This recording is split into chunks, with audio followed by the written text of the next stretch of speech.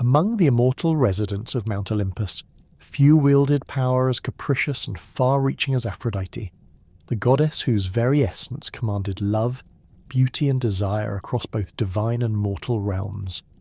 Her origins traced back to one of the most violent acts in cosmic history, when the Titan Cronus severed his father Uranus's genitals with an adamantine sickle and cast them into the churning Mediterranean waters. From the white foam that gathered around these divine remains, Aphrodite emerged fully formed, her golden hair streaming with seawater, her skin luminous with an otherworldly radiance that would become the standard by which all beauty was measured. This birth from the sea's foam granted Aphrodite a primordial authority that even Zeus, king of the gods, acknowledged with careful respect. Unlike the other Olympians who had been born through conventional divine unions, Aphrodite's emergence from the castrated essence of the sky god himself imbued her with powers that transcended typical divine hierarchies. Her beauty was not merely aesthetic, but functioned as a cosmic force capable of disrupting the natural order, compelling gods and mortals alike to abandon reason, duty, and even their most sacred oaths. The goddess's physical manifestation reflected her dual nature as both creator and destroyer of harmony. Artists and poets described her with skin that seemed to glow from within, eyes that shifted between the deep blue of ocean depths and the warm amber of sunset, and hair that caught light like spun gold. When she walked, the very air around her shimmered with an almost visible magnetism that drew every living creature into her sphere of influence. Flowers bloomed in her footsteps, while wild animals grew tame and docile in her presence. Yet this same beauty carried within it the seeds of destruction. For mortals who gazed upon her true form risked madness from the overwhelming intensity of divine perfection. Aphrodite's temperament proved as volatile as her origin suggested. While capable of bestowing the most exquisite joys of love and passion, she demonstrated an equally potent capacity for jealousy and vengeance. Any mortal woman who dared claim beauty superior to her own, or any community that failed to offer appropriate worship and sacrifices, would find themselves subjected to punishments that often involved the very forces she commanded. She might curse a proud beauty with uncontrollable lust for inappropriate partners, or inflict entire cities with plagues of sterility and lovelessness until proper reverence was restored. The goddess's vengeful nature stemmed not from petty vanity, but from a fundamental understanding of cosmic order. Beauty and love were not mere concepts, but active forces that maintained balance throughout the universe. When mortals challenged her supremacy in these domains, they threatened the very foundations of divine authority. Aphrodite's retaliation served as both punishment and cosmic correction, restoring the proper hierarchy between divine and mortal realms. Her son Eros embodied the complex evolution of divine concepts across different periods of mythological development. In the earliest cosmological traditions, Eros existed as one of the primordial forces that emerged at the dawn of creation, ranking alongside Chaos, Gaia and Tartarus, as fundamental principles that shaped reality itself. This ancient Eros was not the childlike figure of later stories, but a mature deity of immense power whose influence extended beyond mere romantic attraction to encompass the cosmic principle of attraction that held the universe together. This primordial Eros commanded forces that operated on scales both intimate and universal. He governed the magnetic pull between lovers, but also the gravitational forces that kept celestial bodies in their orbits, the chemical affinities that bound elements together, and the mysterious attractions that drew disparate things into harmonious unions. Ancient theogonies credited him with bringing order from primordial chaos by creating the first attractions and connections that would eventually develop into the complex web of relationships defining both divine and mortal existence. As mythological traditions evolved and became more anthropomorphized, Eros gradually transformed into Aphrodite's son, though he retained much of his original cosmic significance. This later Eros appeared as a beautiful youth with wings that sparkled like those of a golden butterfly, carrying a bow crafted from the horn of a celestial stag and arrows forged in the fires of divine passion. His quiver contained 2 distinct types of arrows, each serving opposite purposes in his mother's grand designs. The golden arrows, tipped with the essence of pure desire, would inflame their targets with irresistible love for the first person they encountered. The lead arrows, cold and heavy with rejection, would fill their victims with equally powerful aversion and disgust. The craftsmanship of these arrows reflected the sophisticated nature of divine love magic. The golden arrows were not merely dipped in aphrodisiac substances, but were forged from metals that existed only in celestial realms, their tips shaped by the Cyclopes who had crafted Zeus's thunderbolts. Each arrow carried within it a fragment of Eros's own divine essence, ensuring that its effects would be both immediate and enduring. The lead arrows, by contrast, were weighted with the heavy metals of the Underworld, their surfaces etched with symbols of separation and discord that would turn the heart cold even toward the most devoted lover. Eros's dual nature as both playful child and cosmic force created a fascinating paradox in divine behavior. He could spend hours amusing himself by shooting random arrows at unsuspecting mortals, delighting in the chaos that ensued when inappropriate matches were formed or when existing relationships were suddenly disrupted. Yet this apparent capriciousness served deeper purposes, as his interventions often corrected imbalances in the cosmic order or fulfilled destinies that had been ordained by the fates themselves. The hierarchical structure of divine beauty contests revealed the complex social dynamics that governed Olympian society. These competitions were never mere vanity exercises, but served as formal mechanisms for establishing and maintaining divine precedents. When goddesses competed for recognition of their beauty, they engaged in contests that could determine everything from the allocation of worship and sacrifice to the distribution of divine territories and spheres of influence. The most famous of these contests would eventually lead to the Trojan War, but similar competitions occurred regularly on smaller scales throughout the divine realm. Aphrodite's participation in these events carried special weight because her domain of beauty gave her both natural advantage and particular investment in the outcomes. Her victories reinforced the cosmic order that placed love and beauty among the most fundamental forces governing both divine and mortal existence. When mortals inadvertently challenged this established hierarchy through their praise or worship, they created ripples that extended far beyond their immediate communities. A group of villagers declaring their local maiden more beautiful than Aphrodite did not merely express aesthetic preference, but effectively challenged the divine order that placed immortal perfection above mortal achievement. Such challenges demanded response not only to satisfy divine pride, but to prevent the complete breakdown of the cosmic hierarchy that separated gods from mortals. Divine messengers and oracles played crucial roles in maintaining communication between the celestial and terrestrial realms, particularly when conflicts arose between divine authority and mortal behavior.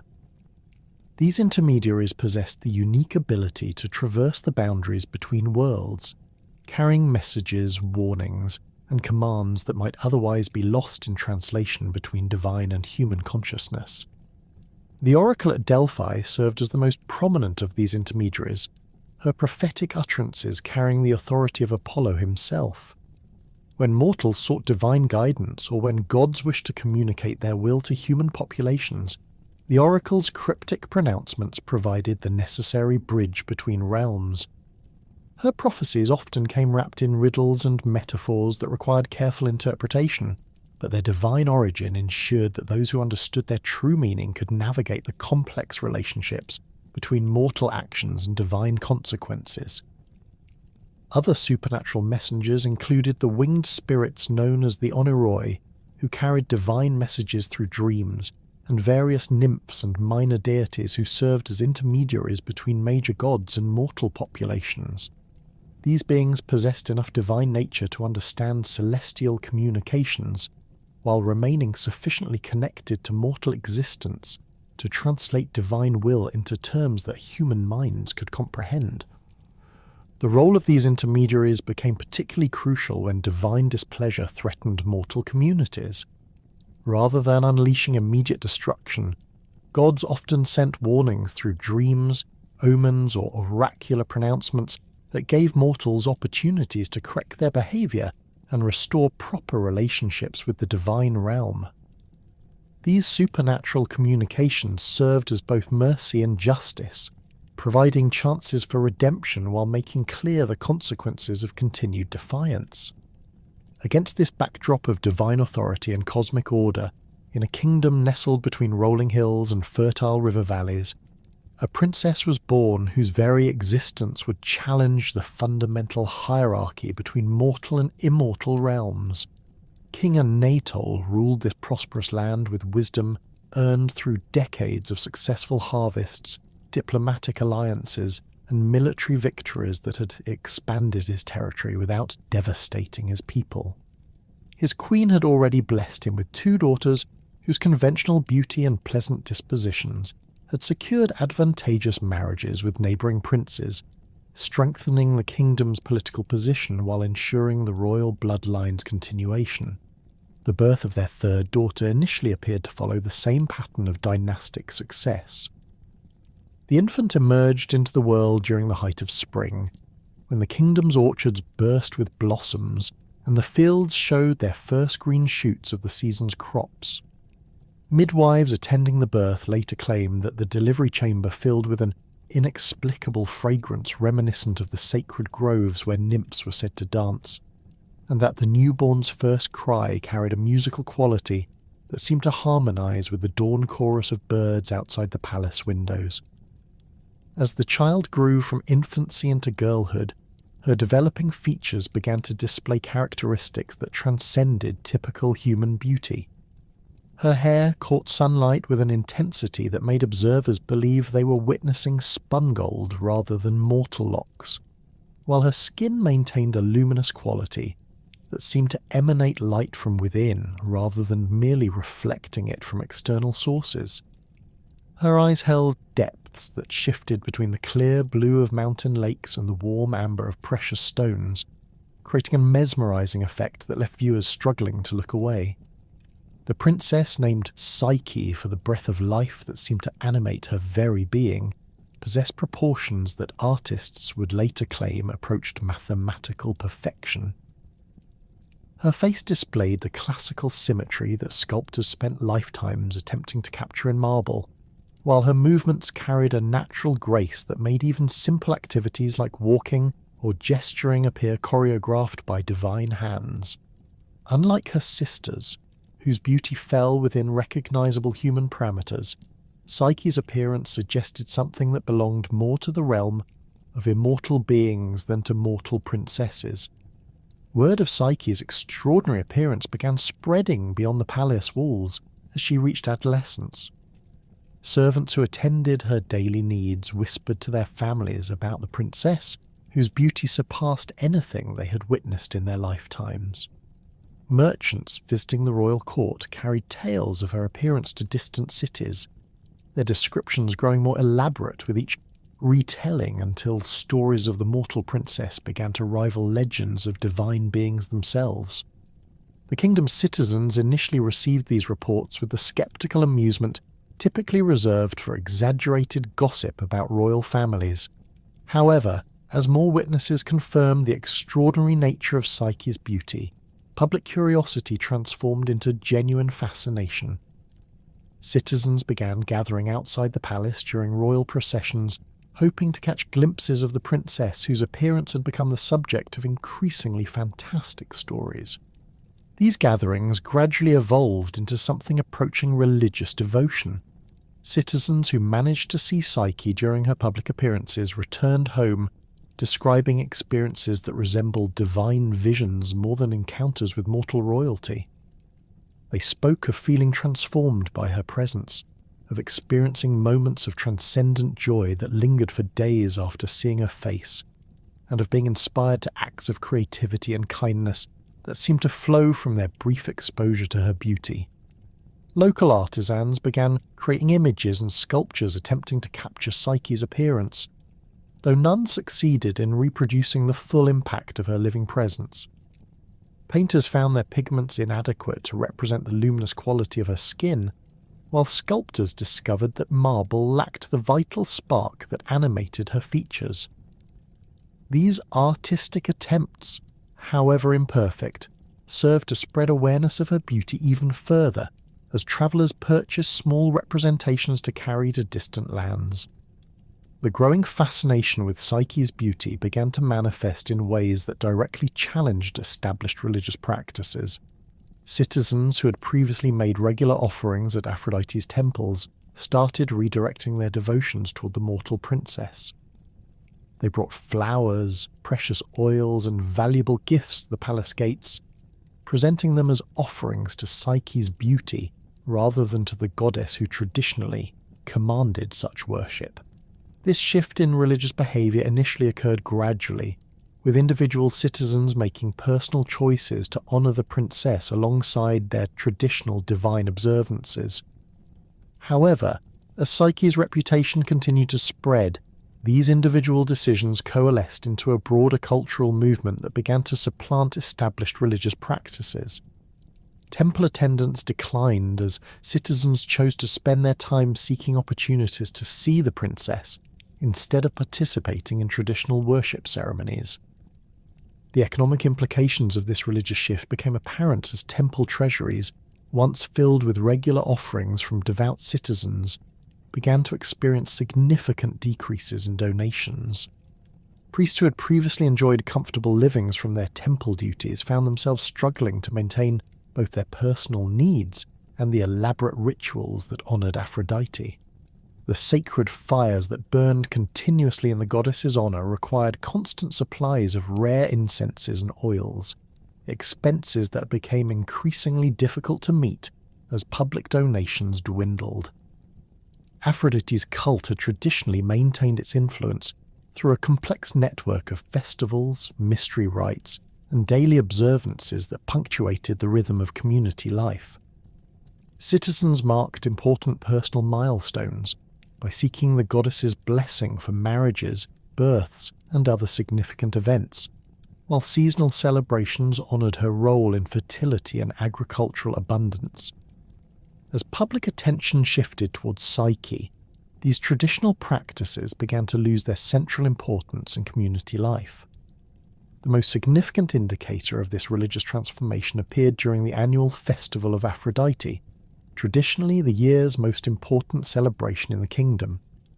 Citizens had historically prepared for months in advance, creating elaborate decorations, composing hymns of praise, and organising processions that demonstrated their devotion to the goddess of love and beauty. However, as Psyche's fame grew, festival attendance began to decline dramatically, with many citizens choosing instead to organise informal gatherings focused on celebrating the princess's beauty. The irony of Psyche's situation became increasingly apparent as her fame reached its peak. Despite being universally acknowledged as the most beautiful woman in the known world, she found herself more isolated than her conventionally attractive sisters had ever been. Potential suitors, rather than being drawn to court her, were intimidated by her supernatural beauty and the religious fervour it inspired among the general population. Young nobles who might normally have sought marriage alliances with the royal family hesitated to approach King Anatole with proposals for Psyche's hand. They recognised that courting her would mean competing not only with other mortal suitors, but with the quasi-divine status she had achieved in popular imagination. The prospect of being rejected by someone who had become an object of religious veneration carried implications that extended far beyond typical romantic disappointment. Furthermore, potential suitors worried about the practical implications of marrying someone whose beauty had disrupted established religious practices. They questioned whether wedding Psyche might invite divine retribution from Aphrodite, whose temples had suffered as a direct result of the princess's fame. The political and spiritual risks of such a marriage seemed to outweigh even the considerable advantages of alliance with King Anatole's prosperous kingdom. Psyche's sisters, meanwhile, had successfully married princes from neighbouring kingdoms, their conventional beauty proving advantageous in ways that their younger sister's extraordinary appearance could not match. These marriages had proceeded according to traditional diplomatic patterns, with negotiations focusing on territorial agreements, trade relationships, and military alliances that benefited all parties involved. Their weddings had been celebrated with appropriate ceremony and divine blessing, establishing them as respected queens in their adopted kingdoms. The contrast between her sister's successful marriages and her own unwed status created a profound psychological burden for Psyche. She observed other young women of her age and social position, moving naturally through the expected progression of courtship, marriage, and motherhood, while she remained trapped in a kind of suspended animation created by her own extraordinary gifts. The very beauty that had made her famous had also made her untouchable, creating barriers that prevented normal human relationships from developing.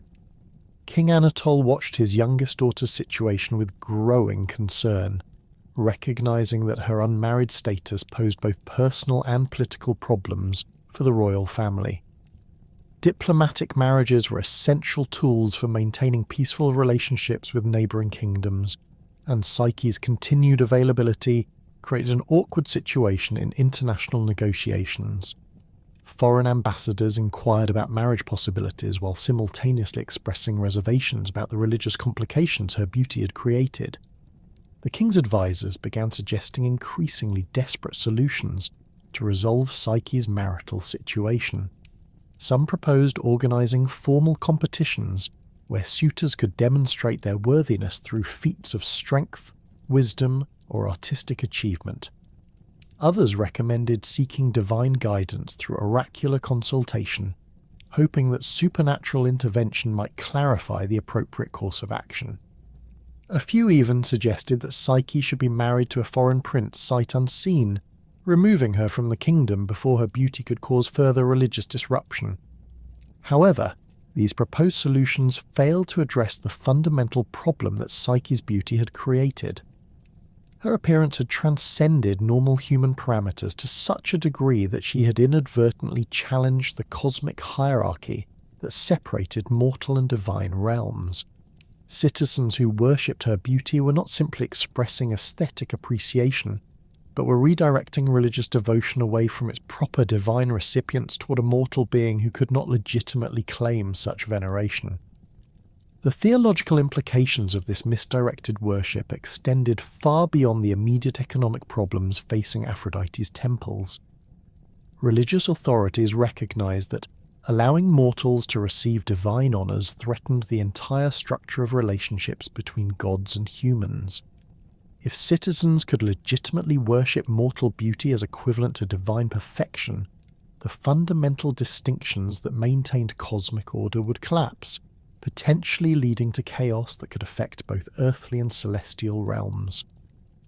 Divine messengers began carrying reports of the situation in Anatole's kingdom back to Mount Olympus, where Aphrodite received increasingly detailed accounts of how a mortal princess's beauty was displacing worship that rightfully belonged to the goddess herself.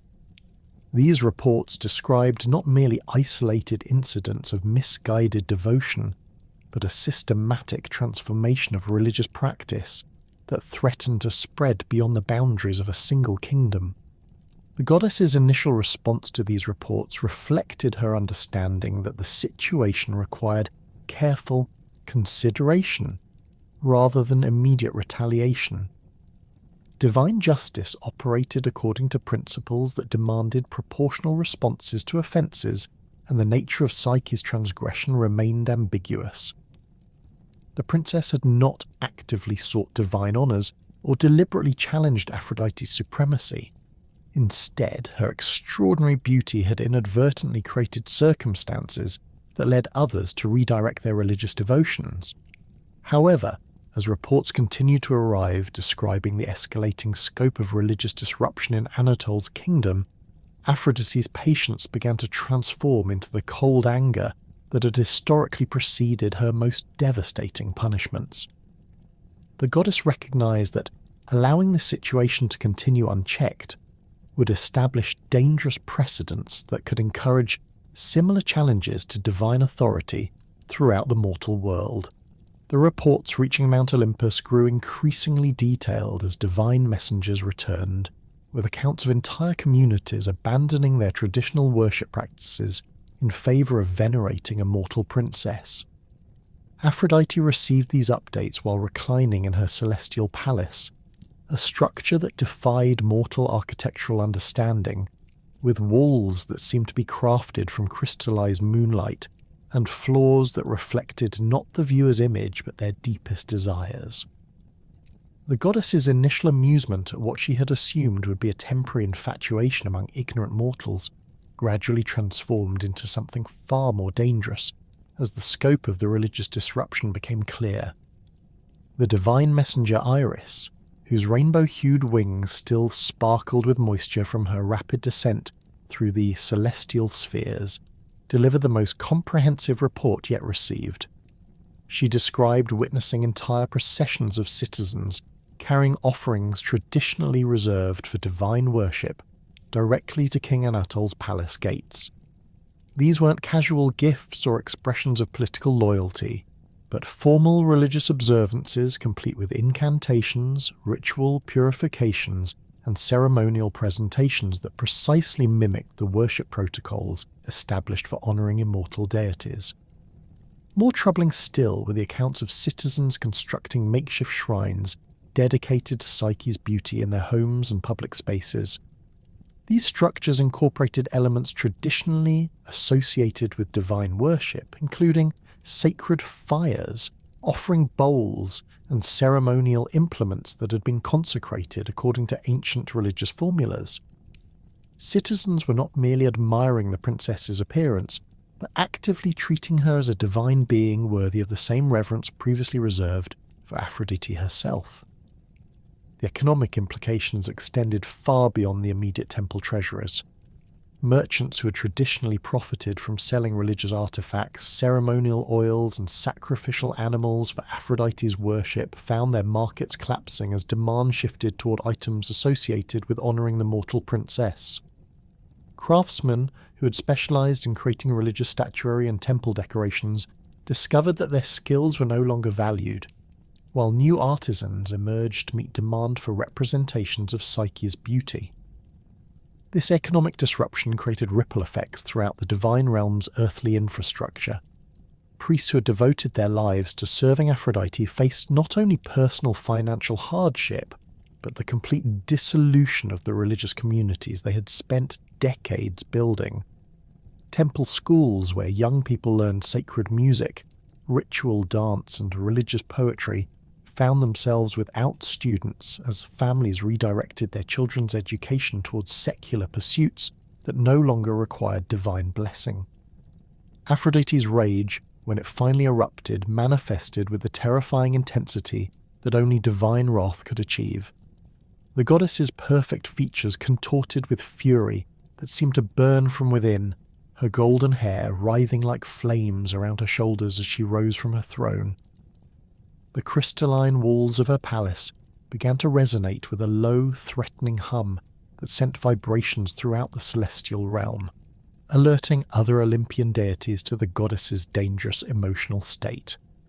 The air around Aphrodite shimmered with barely contained power as she paced through her palace chambers, her footsteps leaving brief impressions of fire on the luminous floors. Servants who had attended her for centuries cowered in distant corners, recognizing the signs that preceded her most devastating punishments. The last time they had witnessed such fury, entire cities had been cursed with plagues of unrequited love that lasted for generations, while proud queens who had challenged the goddess's beauty found themselves transformed into creatures so hideous that their own children fled in terror. Divine anger operated according to principles that mortals could barely comprehend, incorporating elements of cosmic justice, personal pride, and the fundamental necessity of maintaining universal order. Aphrodite's fury stemmed not from petty jealousy, but from a legitimate concern that allowing mortals to worship human beauty as equivalent to divine perfection would undermine the entire structure of relationships between gods and humans. If this precedent went unchallenged, Other mortals might begin claiming divine honours, potentially leading to chaos that could destabilise both earthly and celestial realms. The goddess's mind, sharpened by rage into crystalline clarity, began formulating a punishment that would serve multiple purposes simultaneously. The retribution would need to be severe enough to demonstrate the consequences of challenging divine authority, public enough to serve as a warning to other mortals who might consider similar transgressions, and precise enough to target the specific offence without causing unnecessary collateral damage to innocent parties. Aphrodite's plan took shape with the calculated precision that characterised her most effective vengeances. Rather than simply destroying Psyche through direct divine intervention, which would have been crude and might have created a martyr whose memory could inspire further challenges to divine authority, the goddess conceived a punishment that would use the very forces of love and desire that defined her own domain. She would command her son Eros to strike Psyche with one of his golden arrows, but the target of the princess's resulting passion would be carefully chosen to maximize both humiliation and horror. The goddess's knowledge of mortal psychology informed her selection of an appropriate target for Psyche's cursed love. Rather than choosing a merely unattractive man, which might have generated sympathy for the princess's plight, Aphrodite decided that Psyche should fall desperately in love with the most repulsive creature that could be found among living beings. The exact nature of this creature remained to be determined, but the goddess envisioned something so hideous that even the most compassionate observers would recoil in disgust at the sight of the union. This punishment would serve as a perfect inversion of the crime that had inspired it. Citizens who had worshipped Psyche's beauty would witness that same beauty becoming a curse that bound her to something so revolting that their former devotion would transform into horrified pity. The princess, who had inadvertently challenged divine supremacy through her extraordinary appearance, would find that appearance becoming the instrument of her own destruction, as her cursed love would make her blind to her beloved's hideous nature, while everyone else could see the grotesque reality of her situation. Aphrodite summoned Eros to her presence with a gesture that sent ripples of command through the divine realm. Her son appeared instantly, his golden wings still folded from rapid flight, his bow and quiver of arrows secured across his shoulder in readiness for whatever mission his mother might assign. The young god's beauty reflected his divine nature, with features that combined masculine strength with an almost feminine delicacy, creating an appearance that could inspire both protective tenderness and passionate desire in those who gazed upon him. The goddess's instructions to her son carried the full weight of divine command, leaving no room for interpretation or modification. Eros was to locate the mortal princess whose beauty had disrupted proper religious observance, strike her with one of his most potent golden arrows, and ensure that the first creature she encountered upon awakening from the arrow's initial stupor would be something so repulsive that their union would serve as a permanent reminder of the consequences of challenging divine authority. Eros received these commands with the dutiful obedience that had characterized his service to his mother throughout the centuries of their divine partnership. He had carried out similar missions countless times, using his arrows to create inappropriate attractions that served as punishments for various mortal transgressions. The mechanics of the assignment presented no unusual challenges, and the young god began preparing for the journey to the mortal realm with the efficient professionalism of someone thoroughly familiar with such tasks. The selection and preparation of the appropriate arrow required careful consideration of the specific effects desired. Eros examined his collection of golden projectiles, each crafted for particular types of romantic enchantment, until he identified one whose potency would ensure that Psyche's resulting passion would be both immediate and overwhelming. This arrow had been forged during a particularly powerful alignment of celestial bodies, its golden tip infused with concentrated essence of divine desire, that would make resistance impossible for any mortal target. The young god's preparations included not only selecting the proper weapon, but also planning the logistics of his mission to ensure maximum effectiveness. He would need to approach Psyche while she slept, when her natural defences would be at their lowest, and the arrow's magic could take hold without interference from conscious resistance.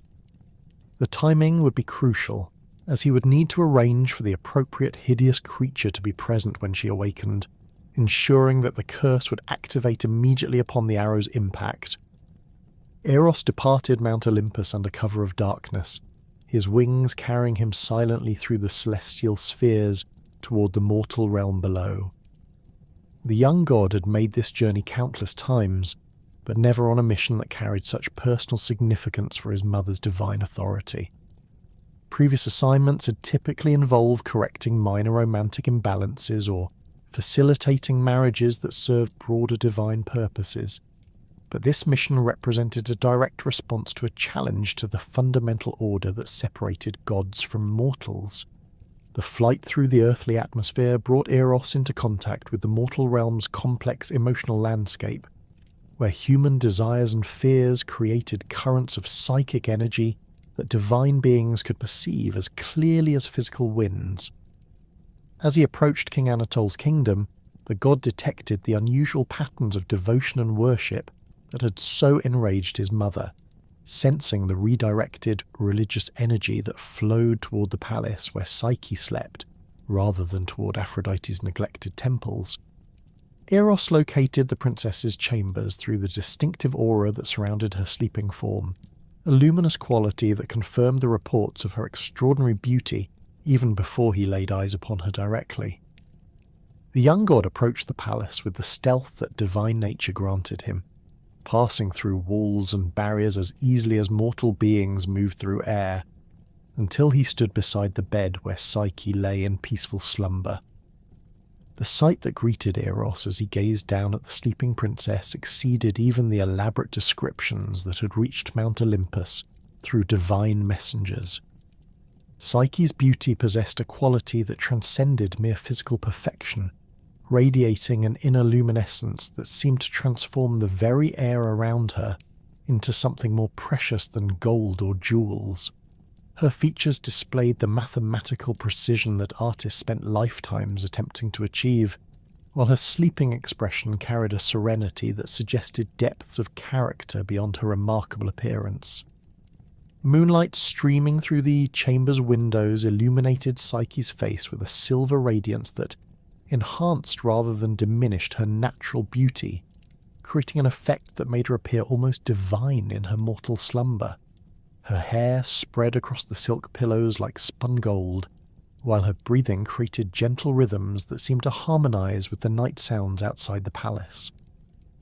The overall impression was of a being who belonged more to the realm of dreams and visions than to the ordinary world of mortal existence.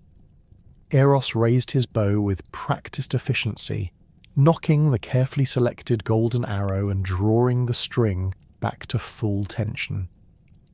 The weapon's divine craftsmanship ensured perfect accuracy regardless of distance or conditions, while the arrow's enchanted tip gleamed with a concentrated essence of irresistible attraction. The young god aimed carefully at the princess's heart, preparing to release the projectile that would transform her extraordinary beauty from a blessing into a curse that would serve as a permanent warning against challenging divine authority.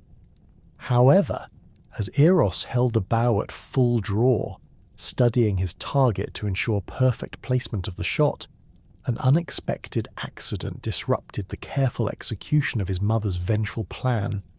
The intensity of his concentration on Psyche's sleeping form, combined with the overwhelming impact of her beauty upon even divine senses, caused a momentary lapse in the god's normally perfect control over his weapons. The golden arrow, still nocked and ready for release, shifted slightly in his grip, its razor-sharp point pricking his own finger with just enough force to break the divine skin. The effect was immediate and catastrophic for Aphrodite's carefully orchestrated revenge.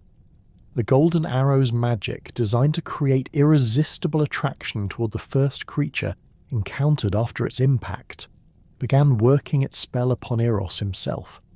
The god's gaze, already focused intently upon Psyche's sleeping form, became the conduit through which the arrow's enchantment took hold. binding his divine heart to the mortal princess with chains of passion that even his immortal nature could not break. Divine love, when it struck with such sudden intensity, created effects that transcended mortal understanding of romantic attraction. Eros felt his entire existence reorganizing itself around the sleeping figure before him, as if the fundamental forces that had shaped his identity since the dawn of creation were being rewritten to center upon this single mortal being. The mission that had brought him to her chamber, the commands he'd received from his mother, and the divine duties that had defined his existence for millennia suddenly seemed insignificant compared to the overwhelming need to protect and cherish the princess whose beauty had accidentally ensnared his immortal heart. The kingdom that had once celebrated Psyche's extraordinary beauty now found itself gripped by a series of inexplicable calamities that seemed to emerge from the very air itself. What began as isolated incidents of crop failure in the outlying agricultural districts quickly spread throughout the realm, affecting even the most fertile fields that had previously yielded abundant harvests year after year. Farmers who had worked the same plots of land for generations watched in helpless bewilderment as their grain withered on the stalk. Their fruit trees produced only blackened husks instead of ripe produce, and their livestock sickened with mysterious ailments that no earthly remedy could cure.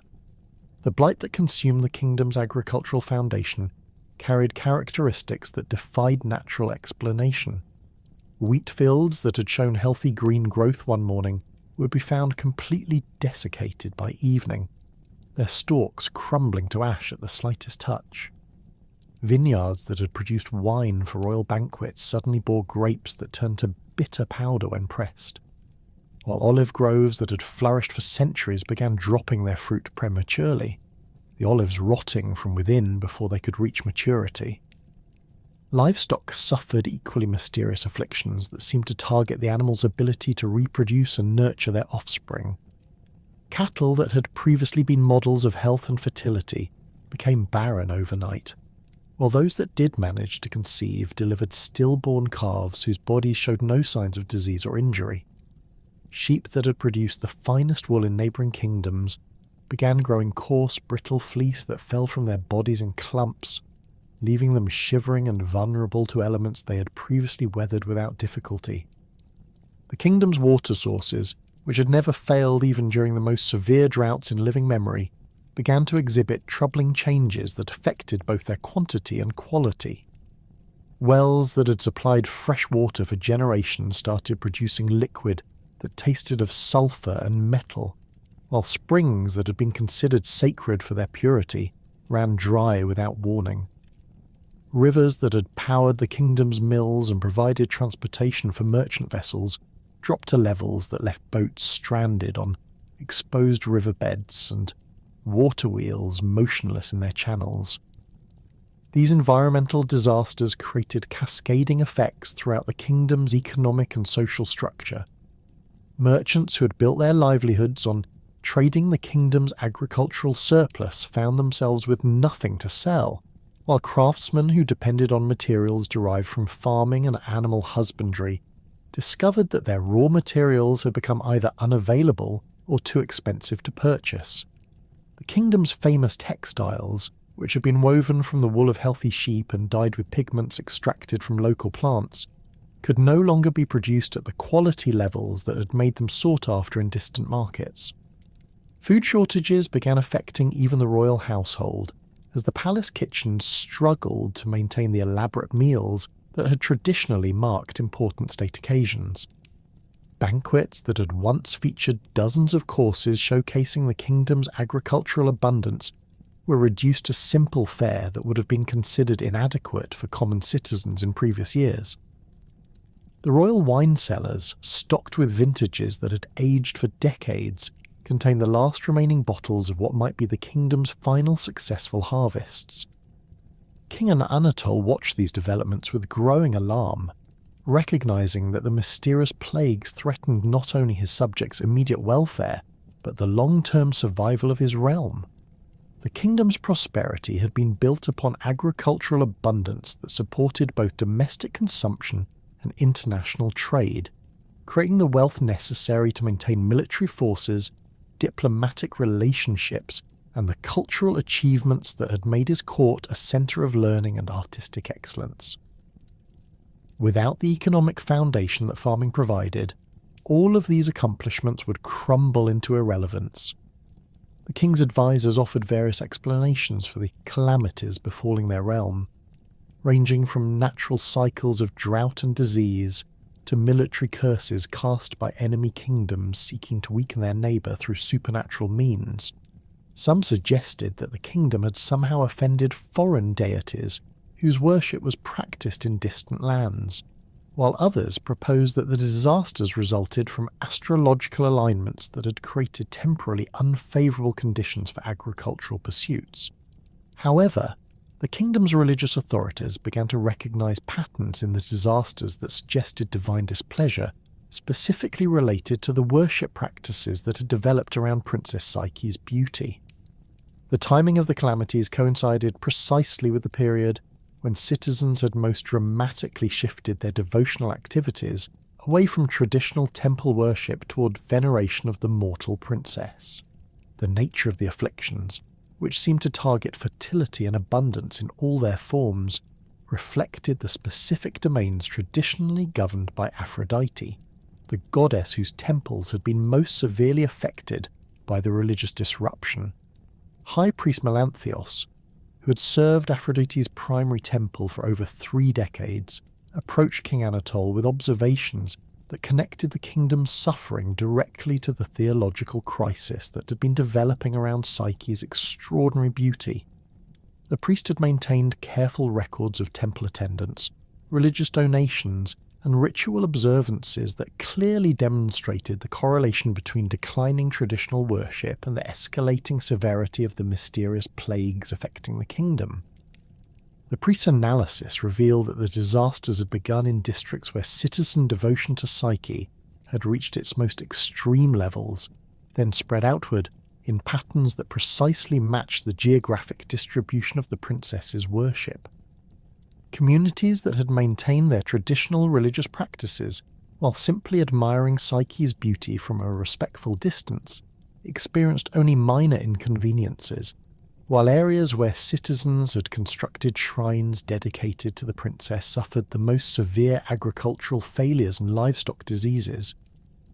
This evidence convinced King Anatole that his kingdom faced divine retribution for the religious transgressions that had occurred as an unintended consequence of his daughter's extraordinary appearance. The king understood that mortal rulers bore responsibility for ensuring proper relationships between their subjects and the divine realm, and that allowing inappropriate worship practices to continue unchecked would invite increasingly severe punishments that could ultimately destroy his entire kingdom. The decision to consult Apollo's oracle at the sacred site where the god's prophetic wisdom had guided rulers and common citizens for centuries represented both a desperate attempt to find solutions and a formal acknowledgement that the kingdom's problems exceeded mortal understanding or capability to resolve. The journey to the oracle's sanctuary required extensive preparations, as the sacred protocols demanded specific purification rituals, ceremonial offerings, and formal presentations that would demonstrate appropriate respect for the divine authority being consulted. King Anatole selected a delegation that included not only political advisors and religious authorities, but also representatives from the various communities that had been most severely affected by the mysterious plagues. This diverse group would be able to provide the oracle with comprehensive information about the kingdom's situation, while ensuring that any guidance received would address the needs of all social levels within the realm. The delegation's journey to the oracle's sanctuary took them through landscapes that bore visible evidence of the divine displeasure affecting their kingdom. Fields that should have been green with growing crops stretched brown and barren beneath the summer sun, while abandoned farmsteads marked locations where families had been forced to flee their ancestral lands in search of regions where the mysterious blight had not yet penetrated. The oracle's sanctuary occupied a site where natural hot springs emerged from deep underground caverns, creating an environment that seemed to exist at the boundary between mortal and divine realms.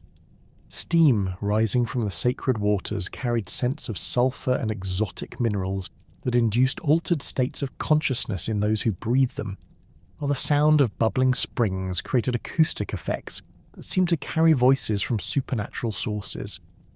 The Pythia, who served as Apollo's prophetic voice, appeared as an elderly woman whose years of inhaling the sacred vapours had transformed her into something that existed more in the divine realm than in ordinary human reality.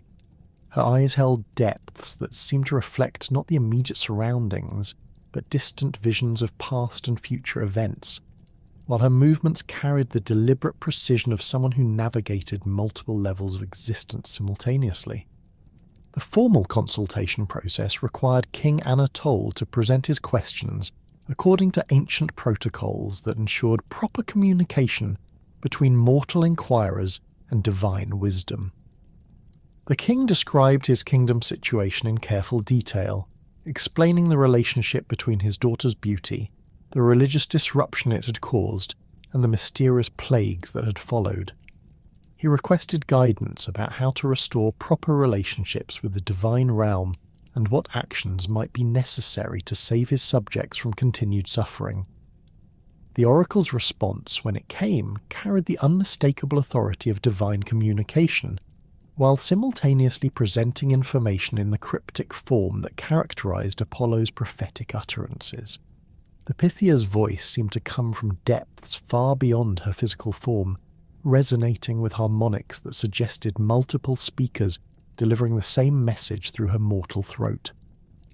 The prophecy that emerged from this consultation would become one of the most terrifying pronouncements ever delivered through Apollo's sacred oracle, combining specific instructions with implications that chilled the blood of everyone present. The divine message declared that the kingdom's suffering resulted from the worship of mortal beauty that rightfully belonged only to immortal beings, and that restoration of divine favour would require a sacrifice that matched the magnitude of the transgression that had caused the crisis. Psyche, the oracle proclaimed, must be dressed as a bride in the finest garments that royal treasuries could provide, adorned with jewellery appropriate for the most important wedding ceremony in the kingdom's history, and led in formal procession to the highest peak of the mountain range that bordered the realm's eastern territories. There, she must be abandoned to await marriage to a being so terrible that even the immortal gods themselves trembled at the mention of his name. The prophecy described this supernatural bridegroom in terms that suggested something far more horrifying than any mortal monster or wild beast. The oracle spoke of a creature whose very existence violated the natural order, whose appearance could drive mortals insane with terror, and whose touch brought destruction to everything it encountered. This being supposedly possessed wings that blotted out the sun when extended, venom that could poison entire rivers, and a voice that could shatter mountains with its roar. The divine message made clear that this marriage represented not merely a punishment for Psyche's inadvertent role in disrupting religious practices, but a cosmic correction that would restore the proper hierarchy between mortal and divine realms. The princess's extraordinary beauty, which had caused mortals to redirect their worship away from appropriate divine recipients, would become the instrument of her own destruction as she was bound forever to something so hideous that her fate would serve as a permanent warning against similar transgressions. The oracle's pronouncement included specific details about the ceremonial requirements that must be fulfilled to satisfy divine justice. The wedding procession must follow the same route traditionally used for the kingdom's most important religious festivals, with citizens participating in the same manner they would for celebrating a royal marriage. Musicians must play wedding songs, while mourners simultaneously performed funeral lamentations, creating a bizarre combination of celebration and grief that reflected the dual nature of the sacrifice being demanded. Psyche herself must be informed of her fate and given the opportunity to accept or reject the destiny that divine justice had decreed for her. However, the oracle made clear that refusal to comply with the prophetic instructions would result in the complete destruction of the kingdom and all its inhabitants, as the god's patience with mortal transgressions had reached its absolute limit. The delegation that had journeyed to consult the oracle returned to King Anatole's palace, bearing news that transformed the kingdom's crisis from a series of mysterious disasters into a theological emergency that demanded immediate action. The king found himself facing an impossible choice between sacrificing his beloved daughter to an unknown supernatural horror, or allowing his entire realm to perish under continued divine punishment. The news of the oracle's pronouncement spread throughout the kingdom with the speed that only the most shocking revelations could achieve. Citizens who had recently worshipped Psyche's beauty as divine perfection now learned that this same beauty had condemned her to a fate worse than death, while their own devotional practices had brought divine wrath upon their communities. The irony was not lost on anyone that the princess whose appearance had inspired such joy and reverence would now become the instrument of the kingdom's salvation through her own destruction. Preparations for the terrible wedding ceremony began immediately, as the oracle's instructions left no room for delay or modification. Royal seamstresses worked through the night to create bridal garments that would be worthy of the most important wedding in the kingdom's history, even though everyone understood that they were actually creating funeral attire for a living sacrifice. The finest silks, most precious jewels, and most elaborate embroidery techniques were employed to create a costume that would satisfy the ceremonial requirements while simultaneously serving as a memorial to the princess's beauty. The contradiction inherent in preparing for both a wedding and a sacrifice created an atmosphere of surreal horror throughout the palace. Servants who had attended countless royal celebrations found themselves applying their skills to an event that inverted every normal association with marriage and joy. Musicians practiced wedding songs that would accompany a funeral procession, while cooks prepared feast foods that no one would have appetite to consume. Psyche received the news of her destiny with a courage that surprised even those who had known her since childhood. The princess understood that her extraordinary beauty had inadvertently created the crisis that now threatened her father's kingdom, and she accepted responsibility for resolving the situation regardless of the personal cost involved. Her response demonstrated depths of character that matched her remarkable physical appearance, revealing moral strength that had been hidden beneath the superficial focus on her beauty. The princess spent her final days in the palace making peace with family members, servants and subjects who had been affected by the religious disruption her appearance had caused. She wrote letters to her married sisters, explaining the circumstances that had led to her fate and requesting their forgiveness for any role her beauty might have played in overshadowing their own accomplishments. These communications revealed a maturity and wisdom that had developed unnoticed, while public attention focused exclusively on her physical attributes. The appointed day arrived with weather that seemed to reflect the kingdom's mood, as grey clouds gathered overhead without producing rain, creating an oppressive atmosphere that matched the solemnity of the occasion. Citizens who had once gathered eagerly to catch glimpses of Psyche's beauty now assembled reluctantly to witness her final public appearance, their former joy transformed into grief and guilt over their role in creating the circumstances that had led to this terrible necessity. The wedding procession that formed at the palace gates represented one of the most bizarre spectacles in the kingdom's history, combining elements of celebration and mourning in ways that violated every normal expectation about such ceremonies. Psyche appeared dressed in bridal finery that enhanced her beauty to levels that seemed almost supernatural, her gown flowing behind her like liquid starlight, while her jewellery caught the grey daylight with prismatic fire that made her appear more divine than mortal.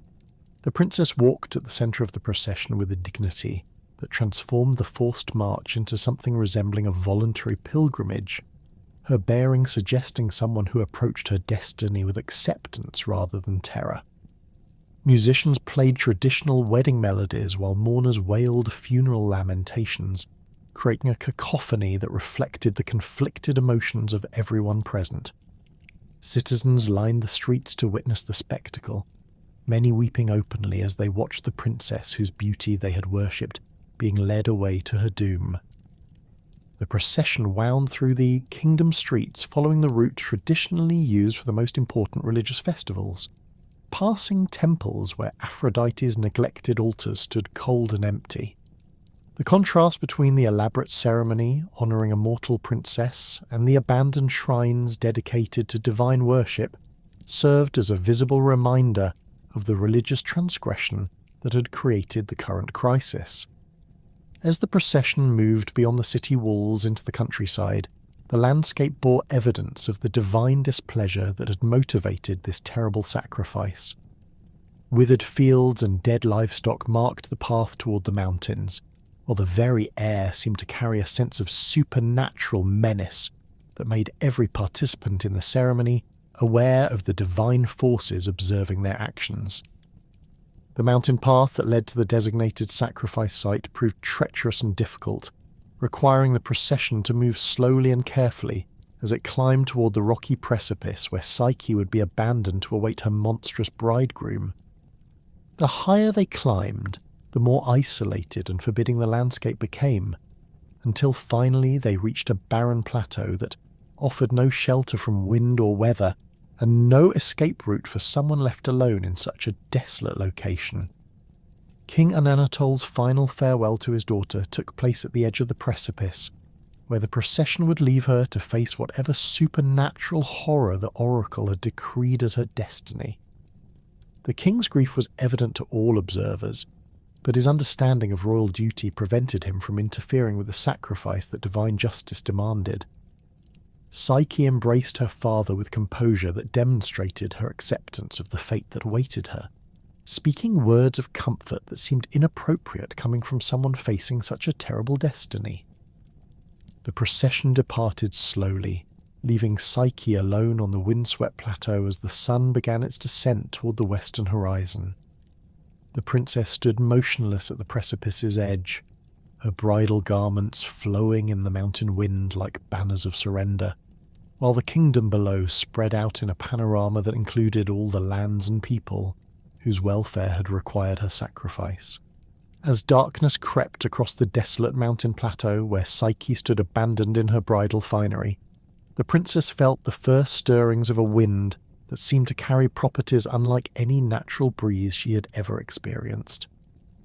This was not the harsh, cutting mountain air that had buffeted her throughout the long hours of waiting, but something altogether different that seemed to wrap around her body with an almost sentient awareness of her presence. The wind possessed a warmth that defied the altitude and season, carrying with it fragrances that reminded her of spring meadows filled with wildflowers rather than the barren stone landscape that surrounded her current position. The gentle currents began to intensify gradually, not with the violent unpredictability of a storm, but with the purposeful steadiness of something responding to divine command. Psyche's elaborate wedding garments, which had hung motionless in the still mountain air, began to flutter and dance as the mysterious wind gathered strength around her. The silk fabric of her gown responded to these air currents, with movements that seemed choreographed rather than random, as if the wind itself understood the delicate nature of the materials and was taking care not to damage them despite its increasing power. This was Zephyrus, the west wind, whose domain encompassed not only meteorological phenomena, but also the gentler aspects of divine intervention in mortal affairs. Unlike his more tempestuous brothers who commanded the harsh winds of storm and winter, Zephyrus possessed a nature that inclined toward mercy and protection, making him the ideal instrument for missions that required delicate handling rather than overwhelming force. His current assignment came directly from Eros, who had abandoned his mother's vengeful plan in favour of protecting the mortal princess, whose beauty had accidentally ensnared his divine heart. The wind god's approach to his rescue mission demonstrated the sophisticated understanding of mortal psychology that characterized the more benevolent divine interventions. Rather than simply snatching Psyche away from the mountain plateau with violent winds that might terrify her beyond reason, Zephyrus gradually increased his presence around her, allowing her to become accustomed to his supernatural nature before revealing the full extent of his power. The princess found herself surrounded by currents of air that seemed to support her weight while simultaneously caressing her skin with touches that felt more like silk scarves than atmospheric disturbances. Psyche's initial fear at these unnatural phenomena gradually transformed into wonder as she realized that the mysterious wind showed no intention of harming her. Instead of the monstrous bridegroom that the oracle's prophecy had promised, she encountered a presence that seemed dedicated to her comfort and protection. The wind currents that swirled around her body created a cocoon of warmth that shielded her from the mountain's harsh environment while generating sensations of safety that contradicted everything she had been told to expect from her supernatural encounter. The moment when Zephyrus finally lifted her from the rocky plateau marked Psyche's first experience with divine transportation, a phenomenon that transcended mortal understanding of movement through space. Rather than feeling herself grabbed or carried by external forces, she experienced the sensation of becoming one with the wind itself, her body losing its normal weight and solidity as she merged temporarily with the air currents that surrounded her. The transition from terrestrial to aerial existence occurred so smoothly that she barely noticed when her feet left contact with solid ground. The flight through the mountain air revealed landscapes that Psyche had never seen from such perspectives, even though she had lived her entire life within sight of these peaks. The kingdom that had been her entire world appeared spread below her like a detailed map, its cities and towns connected by roads that formed intricate patterns across the countryside. Rivers gleamed like silver ribbons in the fading daylight, while forests created dark patches that seemed to pulse with their own internal life. The view from above provided her with a comprehensive understanding of her homeland's geography that no ground-based travel could have achieved. As Zephyrus carried her further from the mountain plateau where she had been abandoned, the landscape below began to change in ways that suggested they were travelling beyond the boundaries of ordinary mortal territory. The neat agricultural patterns and established settlements of her father's kingdom gave way to wilderness areas that appeared untouched by human habitation. Ancient forests stretched across vast expanses without any signs of roads or clearings, while mountain ranges rose and fell in configurations that seemed designed by supernatural rather than geological forces. The air through which they travelled carried increasingly exotic fragrances that spoke of flowers and spices unknown in mortal gardens. These scents seemed to emanate from the landscape below, suggesting that the regions they were crossing possessed botanical life that existed nowhere within normal earthly domains. Psyche detected notes of jasmine that bloomed with intensity beyond anything produced by natural plants, combined with hints of cinnamon and myrrh that spoke of divine gardens where ordinary limitations of season and climate held no authority. The quality of light around them began to change as their journey progressed, taking on characteristics that differed subtly but significantly from normal sunlight or moonlight. This illumination seemed to come from multiple sources simultaneously, creating an environment where shadows fell in impossible directions and colours appeared more vivid than anything Psyche had previously experienced.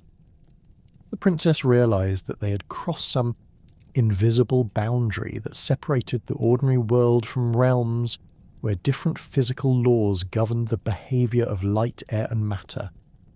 Their destination became visible as they crested a final ridge of mountains that seemed to exist at the very edge of the mortal world.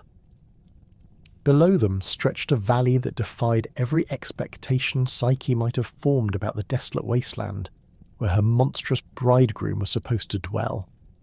Instead of the barren, threatening landscape she had anticipated, she beheld gardens of such extraordinary beauty that they seemed to have been designed by divine architects working with materials that transcended earthly limitations. The palace that occupied the centre of this enchanted valley represented architectural achievement beyond anything that mortal builders could conceive or execute. Its walls appeared to be constructed from materials that combined the luminous properties of precious gems with the structural integrity of finest marble, creating surfaces that seemed to glow with internal light while maintaining the solid reality necessary for actual habitation.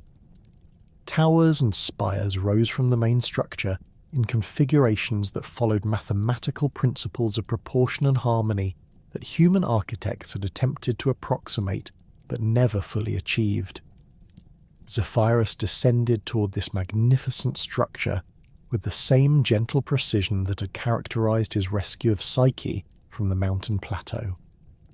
The wind god's approach to the palace demonstrated his familiarity with the enchanted realm, as air currents that might have been chaotic in normal circumstances arranged themselves into patterns that provided smooth passage through the complex aerial space around the building's numerous towers and projecting balconies. The landing that concluded their supernatural flight occurred in a courtyard whose design incorporated elements that seemed to blend architectural planning with natural landscape formation. Fountains created from what appeared to be crystallized water sent streams of liquid that caught and reflected light in ways that produced constantly shifting rainbow patterns across the courtyard's surfaces. The ground itself consisted of materials that felt solid beneath Psyche's feet, while simultaneously generating the impression that she walked upon compressed starlight rather than conventional stone or earth. As Zephyrus's supporting winds gradually diminished and finally disappeared entirely, leaving Psyche standing alone in the courtyard, the princess experienced her first direct encounter with the supernatural servants who maintained this divine realm.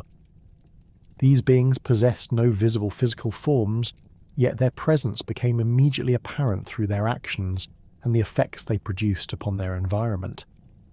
Invisible hands began attending to Psyche's needs with efficiency that surpassed anything she had experienced even in her father's well-staffed palace. The process of removing her travel-stained bridal garments and replacing them with fresh clothing occurred through the ministrations of servants she could not see, but whose gentle touch she could clearly feel. These invisible attendants demonstrated knowledge of her preferences and measurements that seemed impossible given their lack of previous contact, yet they selected garments that fit her perfectly while reflecting tastes she'd never expressed aloud.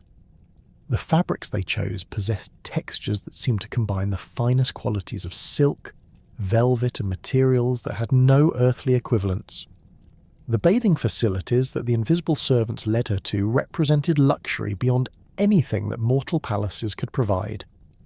The bath itself appeared to be carved from a single enormous pearl, its interior surfaces smooth and luminous, while maintaining the perfect temperature without any visible heating mechanism. The water that filled this extraordinary vessel carried fragrances of flowers that bloomed only in divine gardens, while possessing cleansing properties that removed not only physical dirt and fatigue, but also the emotional residue of fear and uncertainty that had accumulated during her ordeal. Invisible hands washed her hair with substances that seemed to be distilled from liquid moonlight, their touch so gentle that the experience felt more like a caress from silk scarves than the practical necessity of personal hygiene. These supernatural attendants demonstrated skills in hair arrangement that exceeded those of the most accomplished servants in mortal courts, creating styles that enhanced her natural beauty while incorporating ornamental elements that appeared to be woven from captured sunbeams and crystallized dewdrops. The clothing that the invisible servants provided after her bath surpassed even the elaborate bridal costume that had been created for her sacrifice ceremony. The gown they selected seemed to be woven from threads that captured and held light, creating a garment that shifted between different shades of gold and silver as she moved. The fabric possessed weight and substance that felt substantial against her skin, while simultaneously giving the impression of being lighter than air, allowing her to move with even greater grace than her natural coordination provided. Jewelry that adorned her throat, wrists, and fingers appeared to be crafted from gems that existed nowhere in the mortal world, their colours shifting through spectrums that included hues for which no earthly names existed. These ornaments possessed the remarkable property of enhancing rather than overshadowing her natural beauty, their supernatural radiance serving to highlight rather than compete with her own luminous qualities. The overall effect created an appearance that seemed to bridge the gap between mortal and divine beauty, elevating her natural gifts to levels that approached supernatural perfection. The dining arrangements that awaited her demonstrated the invisible servant's ability to anticipate needs she had not yet recognized herself. Tables appeared laden with foods that combined familiar flavors with exotic elements that spoke of divine cuisine, while vessels crafted from materials that seemed to be crystallized music held wines that tasted of liquid starlight and distilled happiness. The invisible attendants served each course with timing that suggested they could read her thoughts and preferences, providing exactly what she desired at precisely the moment when her appetite was ready to receive it. The palace's interior chambers revealed themselves to be even more magnificent than their external appearance had suggested. Rooms opened into other rooms through doorways that seemed to reconfigure themselves based on her intentions and desires, creating a living architecture that adapted to her needs rather than forcing her to adapt to predetermined layouts. Walls displayed artistic masterpieces that appeared to move and change as she observed them, telling stories through visual narratives that unfolded like living dreams rather than static representations. Galleries contained sculptures that seemed to be carved from solidified music and crystallized emotions, their forms shifting subtly as her perspective changed to reveal new aspects of their supernatural beauty.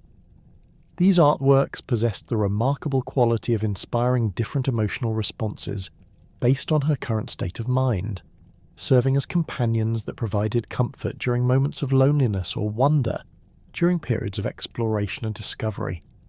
The library that she discovered during her wanderings contained volumes that seemed to write themselves as she approached, their pages filling with stories and information that matched her current interests and questions.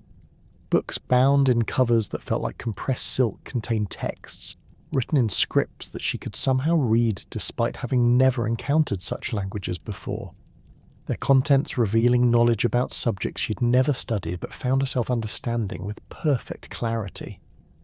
As evening approached in this enchanted realm, Psyche heard the first manifestation of the mysterious voice that would become her constant companion and guide throughout her residence in the palace.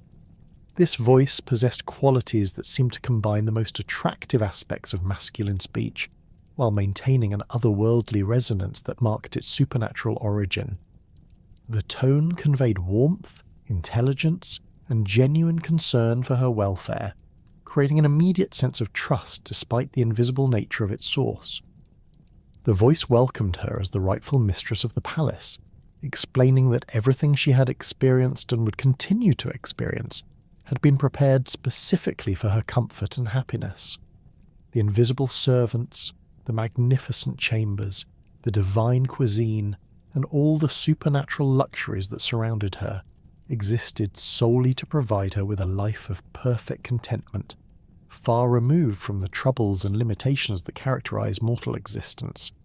However, this same voice that offered unlimited luxury and happiness also delivered a warning that would define the central tension of her new existence. While she was free to explore every chamber of the palace, to command the invisible servants in any manner she chose, and to enjoy all the supernatural pleasures that divine hospitality could provide, there remained one absolute prohibition that could never be violated under any circumstances whatsoever. She must never attempt to see or learn the identity of the being who had provided this sanctuary, and who spoke to her through the mysterious voice that had become her guide. This benefactor would visit her each night after darkness fell, sharing conversation and companionship that would provide the emotional fulfillment that even the most elaborate material luxuries could not supply. However, these encounters must occur in complete darkness, and any attempt to illuminate his features or discover his true nature would result in the immediate loss of everything she had been given. The warning carried implications that extended far beyond simple curiosity about her benefactor's appearance. The voice made clear that her supernatural protector's identity was connected to cosmic forces and divine politics that mortal minds could not safely comprehend, and that knowledge of his true nature would expose her to dangers that could destroy not only her current happiness, but her very existence itself. The first night that Psyche spent in the Enchanted Palace established a pattern that would define her existence in this supernatural realm for months to come.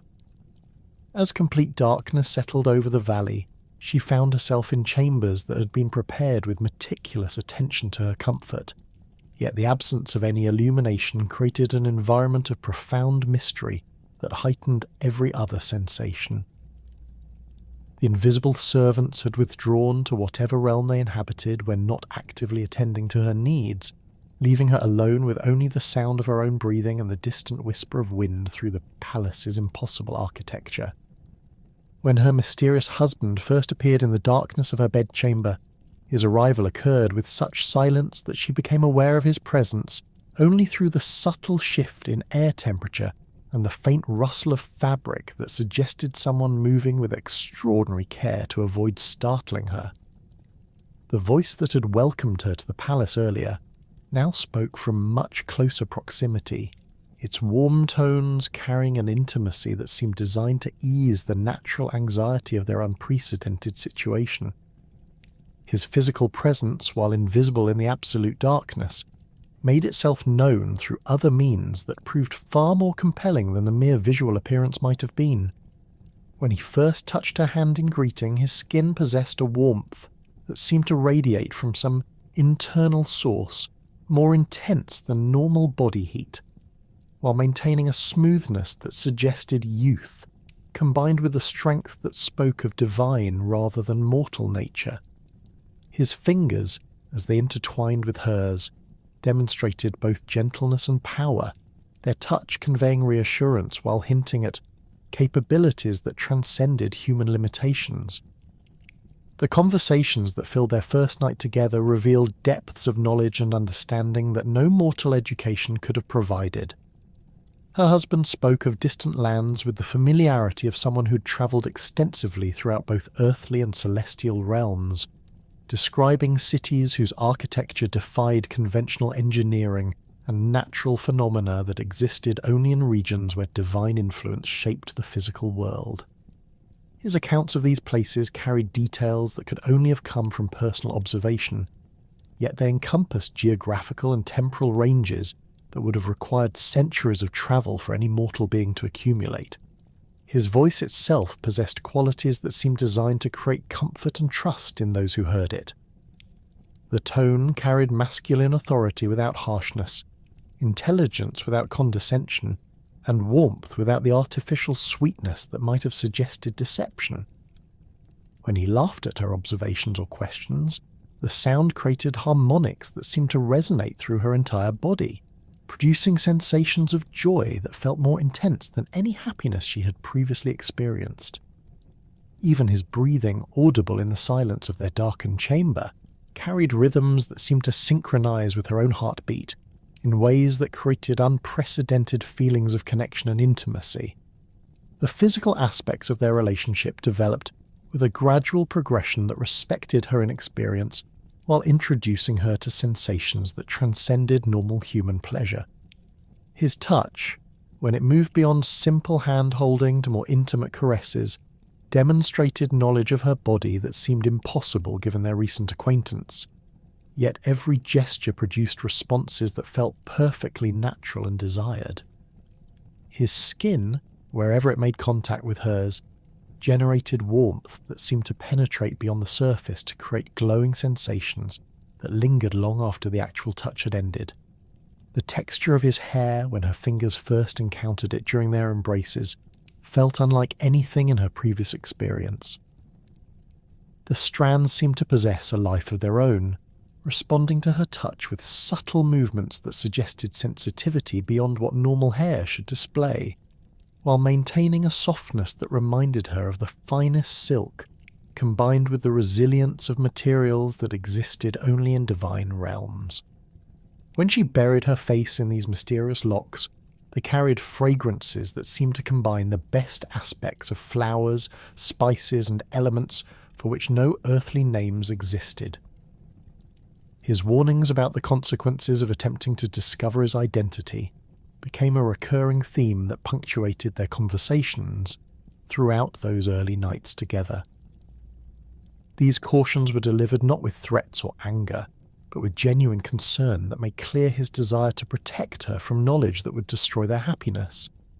He explained that divine politics and cosmic forces created situations where certain truths could prove more dangerous than ignorance, and that her safety depended absolutely upon maintaining the mystery that surrounded his true nature.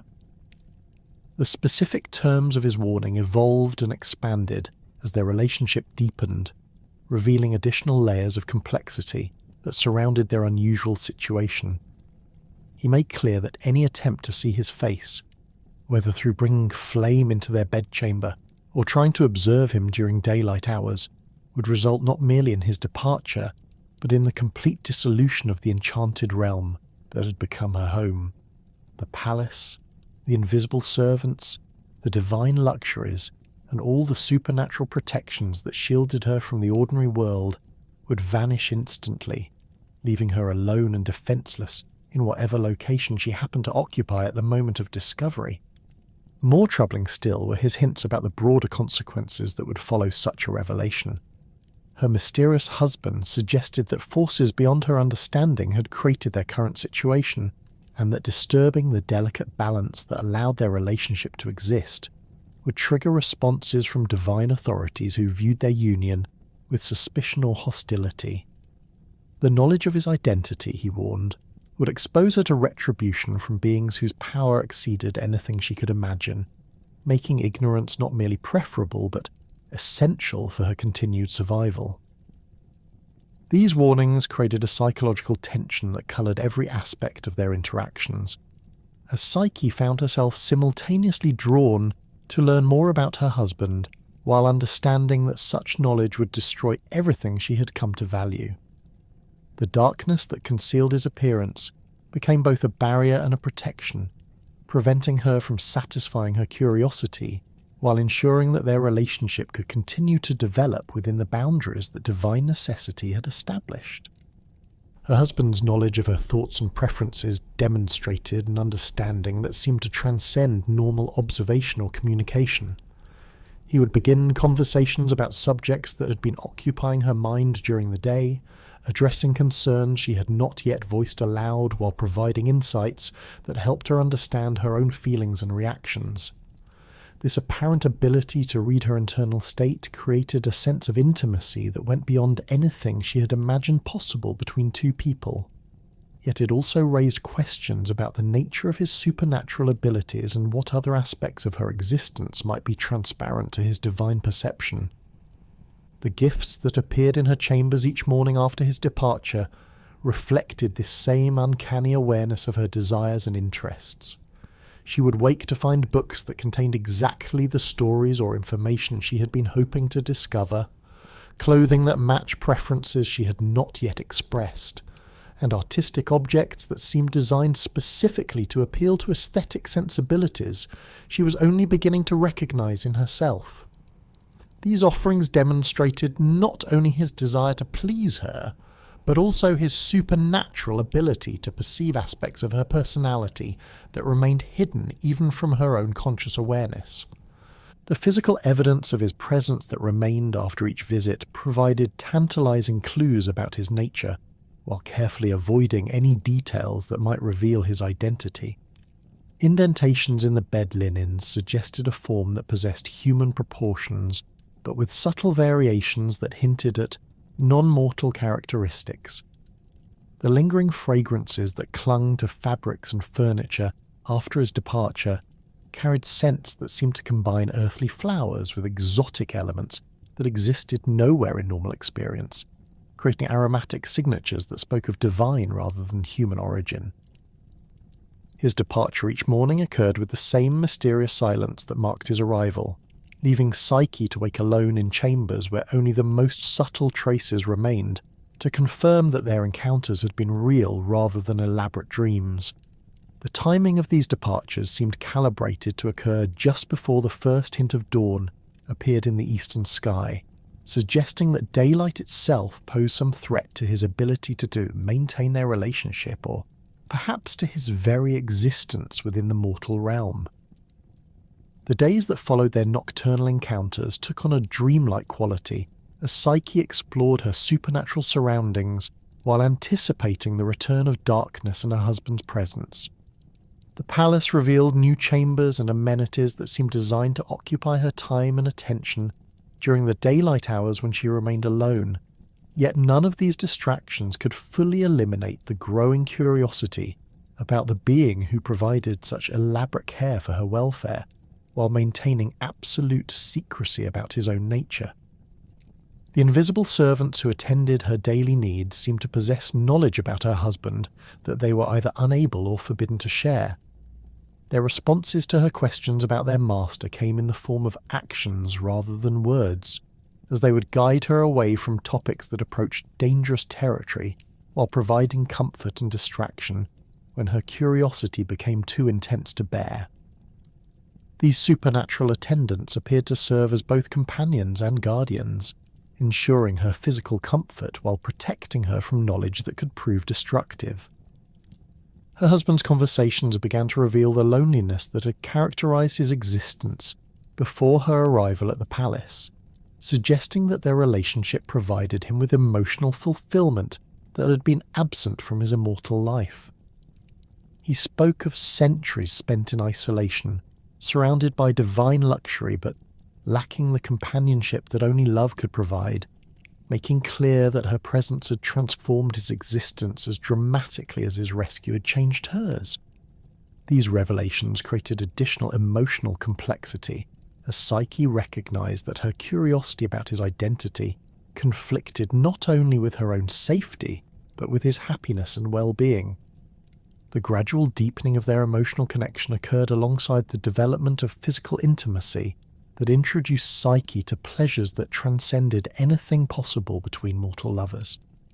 Her husband's supernatural nature manifested in his ability to create sensations that seemed to involve not only her body but her very essence, producing experiences of unity and transcendence that left her feeling transformed on fundamental levels.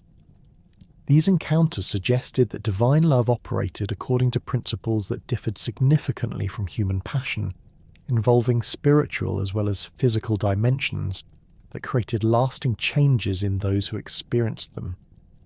The warnings about curiosity began to take on additional urgency as their relationship progressed, and Psyche's desire to know her husband's identity grew stronger despite her understanding of the consequences. He began to speak more frequently about the forces that threatened their happiness, describing divine politics and cosmic conflicts that made their love both precious and precarious. These discussions revealed that their relationship existed within a larger context of supernatural intrigue and divine rivalry that could transform their personal happiness into a catalyst for conflicts that might affect both mortal and immortal realms. The psychological pressure created by maintaining love in complete darkness began to manifest in ways that affected Psyche's daily life within the palace.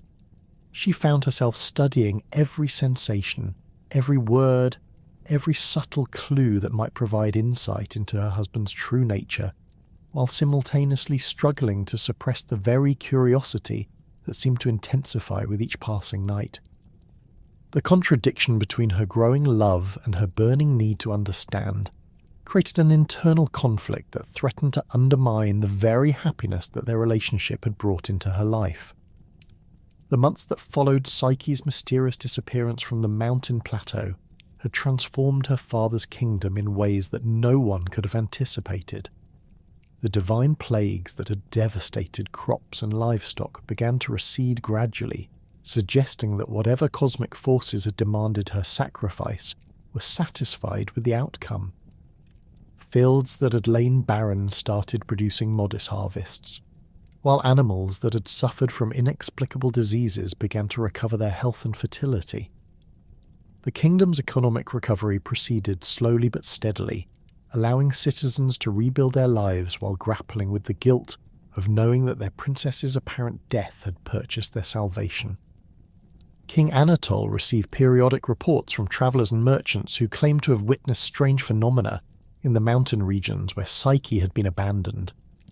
Some described seeing lights moving through the peaks at night that seemed too organised and purposeful to be natural occurrences, while others reported hearing music carried on the wind that possessed qualities unlike anything produced by mortal instruments. These accounts created speculation that Psyche might have survived her encounter with the prophesied monster, though no one dared voice hopes that seemed too fantastic to believe. Her two sisters, who had established themselves as queens in their respective kingdoms through their diplomatic marriages, learned of these mysterious reports through the network of communication that connected royal courts throughout the region. Both women had been devastated by news of their younger sister's fate, yet they had also experienced complex emotions that combined genuine grief with relief that the crisis threatening their father's realm had been resolved. Their own lives had continued according to the predictable patterns that characterized royal marriages of political convenience, providing them with security and status while lacking the passionate intensity that their sister's beauty had seemed to promise. The decision to visit their father's court came after months of correspondence in which King Anatole's letters revealed his growing obsession with the mysterious reports surrounding Psyche's disappearance. The sisters recognized that their father needed comfort and support as he struggled to understand what had become of his youngest daughter, while they themselves felt compelled to learn more about the strange phenomena that suggested their sister might not have perished as everyone had assumed. Their respective husbands granted permission for extended visits to their childhood home, understanding that family obligations required their wives to provide assistance during this difficult period. The journey to their father's palace took both sisters through landscapes that still bore evidence of the divine displeasure that had motivated Psyche's sacrifice.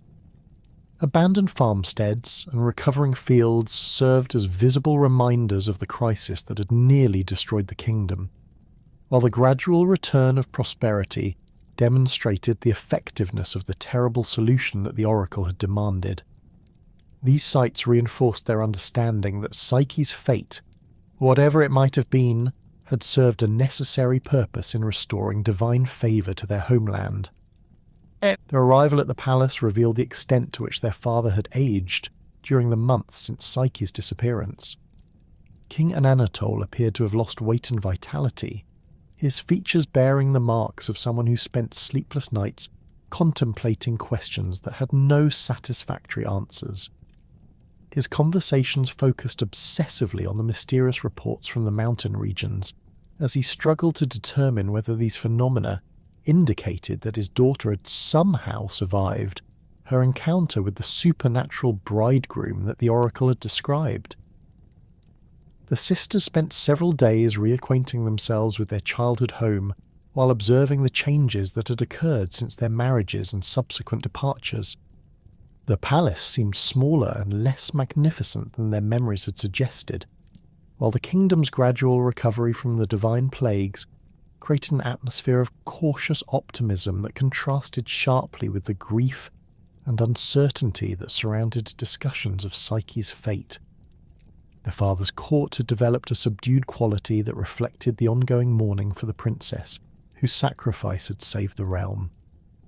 During these initial days of their visit, both sisters experienced dreams that seemed too vivid and coherent to be products of normal sleep.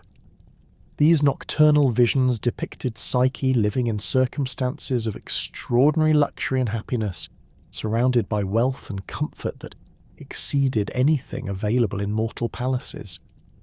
The dreams showed their sister dressed in garments that seemed to be woven from captured starlight, dining on foods that appeared to be prepared by invisible hands, and moving through chambers whose architecture defied conventional understanding of space and proportion.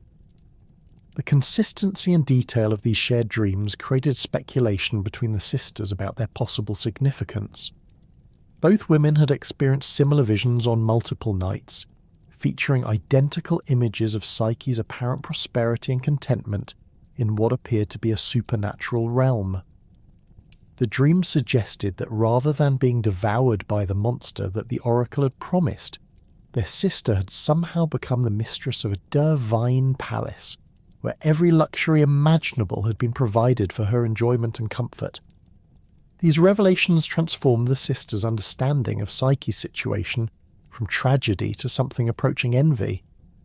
If the dreams accurately reflected reality, their younger sister had not only survived her encounter with supernatural forces, but had achieved a level of wealth and luxury that surpassed anything available to mortal royalty.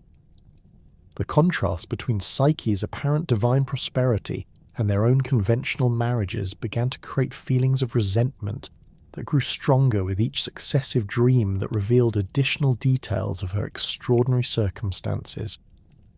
The decision to seek out Psyche's actual location came after a particularly vivid dream that seemed to provide specific geographical information about the valley where her supernatural palace was situated. Both sisters recognized landmarks from the vision that corresponded to real locations in the mountain regions beyond their father's kingdom, suggesting that the dreams might be providing actual guidance rather than mere fantasy. Their growing curiosity about their sister's true fate, combined with increasing envy of her apparent good fortune, motivated them to undertake a journey that would satisfy their need to understand what had really happened to the princess whose beauty had once overshadowed their own accomplishments. The expedition to locate Psyche required careful planning and preparation, as the mountain regions where she had been abandoned were known for their treacherous terrain and unpredictable weather patterns. The sisters assembled a small party of trusted servants and guards who could provide protection during the journey while maintaining discretion about their mission's true purpose. They informed their father that they intended to visit the site where Psyche had been left, as a way of paying final respects to their sister's memory, concealing their actual hope of finding her alive and prosperous in whatever supernatural realm the dreams had revealed. The journey through the mountain passes proved more difficult than anticipated, as the path that had been used for Psyche's sacrifice procession had become overgrown and partially blocked by rock slides during the months that had passed since that terrible ceremony. The sisters and their escort were forced to make numerous detours around obstacles that had not existed during their previous visit to these regions, while dealing with weather conditions that seemed to shift unpredictably between unseasonable warmth and bitter cold that defied the natural patterns they had expected. As they approached the general area where their dreams had suggested Psyche's palace might be located, the landscape began to display characteristics that seemed to confirm the supernatural nature of the phenomena they were investigating. Plants grew with unusual vigor and displayed colors that appeared more vivid than anything found in normal environments, while the air itself carried fragrances that reminded them of the exotic scents they had encountered in their nocturnal visions. These signs encouraged them to continue their search, despite the physical challenges that the mountain terrain presented. The discovery of the valley where Psyche's palace was situated occurred when one of their guides noticed a path that seemed to have been recently used, despite its location in regions that were supposedly uninhabited by human populations. Following this trail led them to a vantage point that overlooked a hidden valley whose beauty exceeded anything they had witnessed in their shared dreams. The palace that occupied the center of this enchanted landscape displayed architectural magnificence that surpassed the greatest achievements of mortal builders, its walls seeming to glow with internal light while its towers reached toward the sky with proportions that suggested divine rather than human design. The sight of their sister moving through the palace gardens confirmed that Psyche had not only survived her encounter with supernatural forces, but had indeed achieved the extraordinary prosperity that their dreams had depicted. She appeared dressed in garments that seemed to be crafted from materials that existed nowhere in the mortal world, while her movements displayed a grace and confidence that suggested complete comfort with her extraordinary surroundings. The contrast between her obvious happiness and the grief that her supposed death had caused their family created complex emotions that combined relief with growing resentment. The sisters observed their sister's daily routine from concealed positions that allowed them to witness her interactions with the invisible servants who attended to her needs throughout the daylight hours. They watched as unseen hands brought her elaborate meals that appeared to be prepared from ingredients that defied normal culinary understanding, while her clothing was changed and arranged by attendants whose presence could be detected only through their effects upon the physical world. The level of luxury and service that surrounded Psyche exceeded anything that even the wealthiest mortal rulers could provide for themselves or their families. The decision to reveal themselves and confront their sister about her circumstances came after several days of observation that had confirmed the accuracy of their dreams while intensifying their feelings of envy and resentment. Both women recognized that Psyche's situation represented a complete inversion of the family dynamics that had characterized their childhood, as the sister whose beauty had once created problems for everyone around her had now achieved prosperity and happiness that made their own conventional marriages appear modest and unsatisfying by comparison. Their approach to the palace occurred during the afternoon hours when Psyche typically spent time in the gardens that surrounded the main structure. The sisters emerged from their concealed observation points and called out to their sister, whose shock and joy at seeing them alive and well created an emotional reunion that temporarily overshadowed the complex motivations that had brought them to seek her out. Psyche's immediate invitation for them to enter her supernatural home demonstrated the generosity and warmth that had always characterized her personality, despite the extraordinary circumstances that had transformed her life.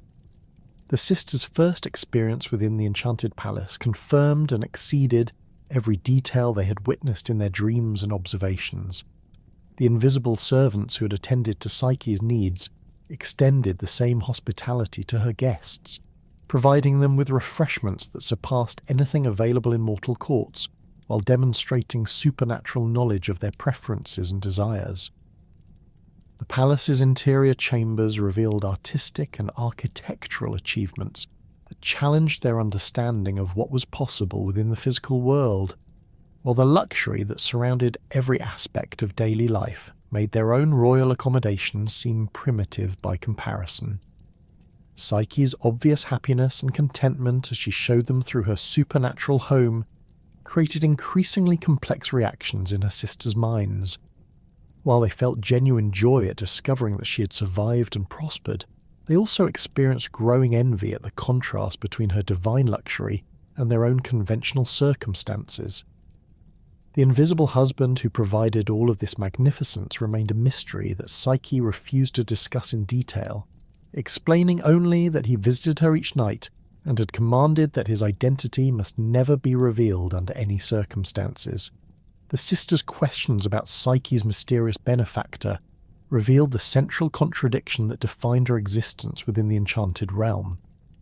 While she possessed every material luxury that divine power could provide, she remained ignorant of her husband's true nature and appearance, knowing him only through their conversations in complete darkness and the evidence of his supernatural generosity.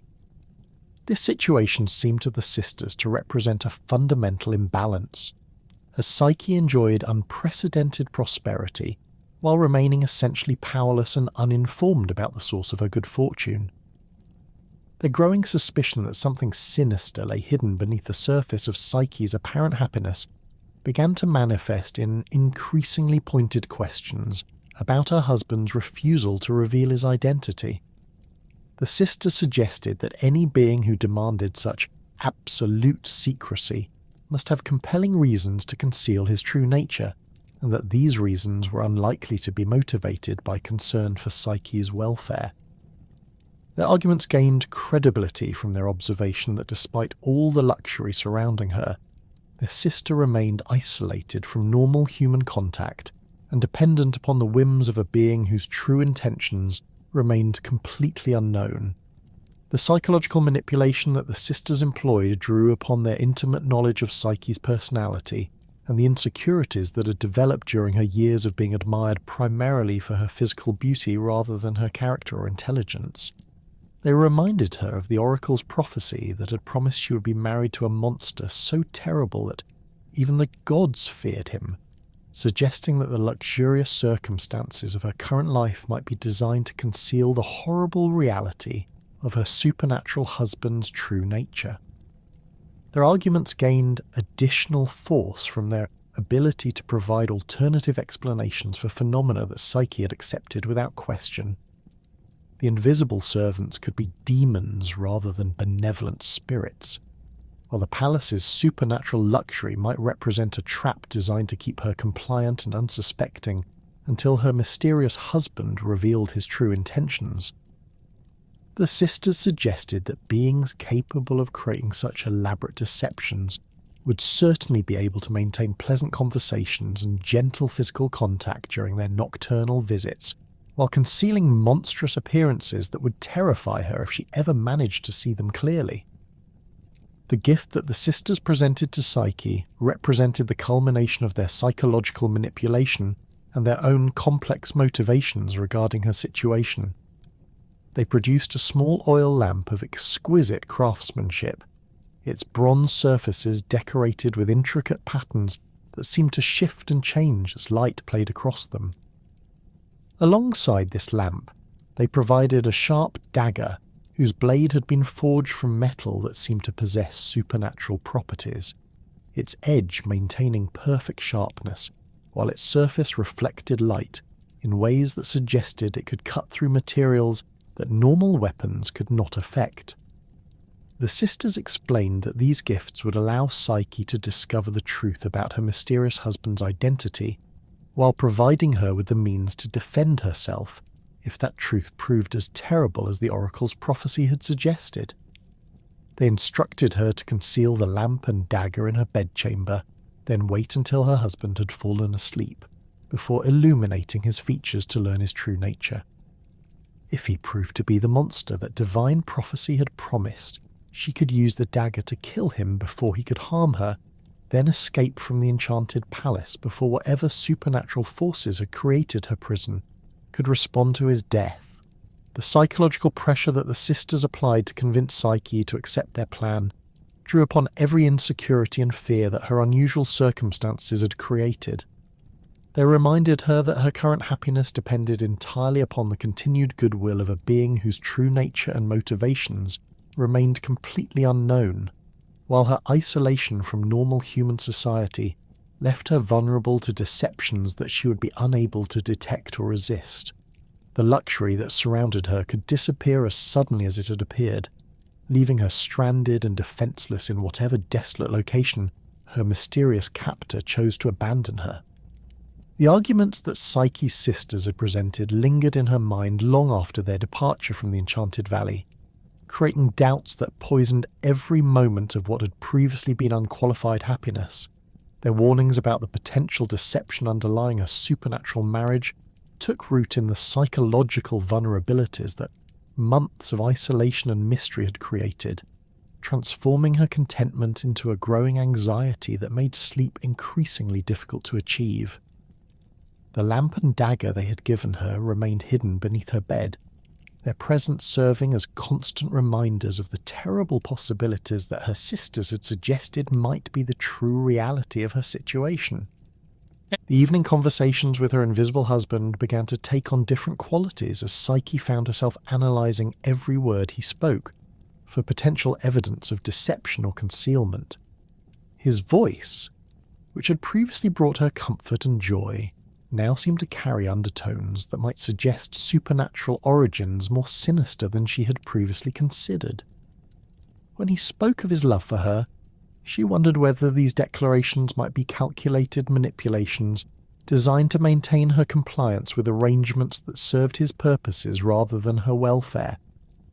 The gentle touch of his hands, which had once created sensations of perfect trust and intimacy, now generated questions about what those hands might look like if she could see them clearly in the light. The physical evidence of his presence that she had previously accepted without question began to seem potentially ominous when viewed through the lens of suspicion that her sisters had provided. The extraordinary warmth of his skin could indicate supernatural fire rather than divine vitality, while the unusual texture of his hair might suggest materials that belonged to creatures rather than beings. The fragrances that clung to their bedchamber after his visits, which had once seemed like exotic perfumes from divine gardens, now carried the possibility of being designed to conceal odours that would reveal his monstrous nature if detected by her mortal senses. Her husband's continued refusal to allow any illumination during their encounters, which she had previously understood as necessary protection for both of them, began to seem like evidence supporting her sister's theories about his true appearance. The elaborate explanations he provided about divine politics and cosmic forces that demanded secrecy started to sound like sophisticated lies designed to prevent her from discovering truths that would horrify her beyond endurance. His warnings about the catastrophic consequences that would follow any attempt to see his face began to seem less like protective concern and more like threats designed to maintain her ignorance about the reality of her situation. The invisible servants who had once seemed like benevolent attendants now appeared potentially sinister as Psyche considered the possibility that their true nature might be demonic rather than divine. Their supernatural knowledge of her needs and preferences, which had previously impressed her as evidence of their devotion to her welfare, began to seem like surveillance that served their master's purposes rather than her own interests. The elaborate meals they provided might contain substances designed to keep her compliant and unsuspecting, while the luxurious clothing and jewellery they selected could be intended to make her more appealing to whatever monstrous appetite her husband might possess. The psychological pressure created by these doubts intensified with each passing night, as Psyche found herself torn between the love she had developed for the being who shared her bed and the growing fear that this love might be based upon a deception so complete that discovering the truth would destroy not only her happiness, but possibly her sanity. The conflict between her emotional attachment to her husband and her intellectual acceptance of her sister's warnings created a state of internal tension that made normal daily activities increasingly difficult to perform with her previous enjoyment and satisfaction. The decision to use the lamp and dagger came after a night when her husband's conversation had included references to divine conflicts and supernatural politics that seemed to confirm her sister's suggestions about the dangerous forces that surrounded her situation. His descriptions of immortal beings, whose true natures were too terrible for mortal comprehension to endure, began to sound like veiled descriptions of himself rather than warnings about external threats. When he spoke of the necessity of maintaining their current arrangements to protect her from knowledge that could prove fatal, Psyche heard confirmation that he was indeed concealing something so horrible that revelation would justify any risk necessary to escape from her current circumstances. The preparation for her act of discovery required careful planning to ensure that she could illuminate his features and examine his true appearance before he could awaken and prevent her from learning what he had so desperately tried to conceal. She positioned the oil lamp where it could be quickly lit and raised to provide clear visibility of his sleeping form, while placing the dagger within easy reach should the sight that greeted her confirm her sister's warnings about his monstrous nature. The bronze surface of the lamp seemed to pulse with its own internal energy as she made these preparations, as if the artifact itself possessed supernatural properties that would enhance its effectiveness for the purpose her sisters had intended. The hours that passed while she waited for her husband to fall into deep sleep seemed to stretch endlessly, as every sound he made and every shift in his breathing created anxiety about whether he might somehow detect her intentions despite the complete darkness that surrounded them.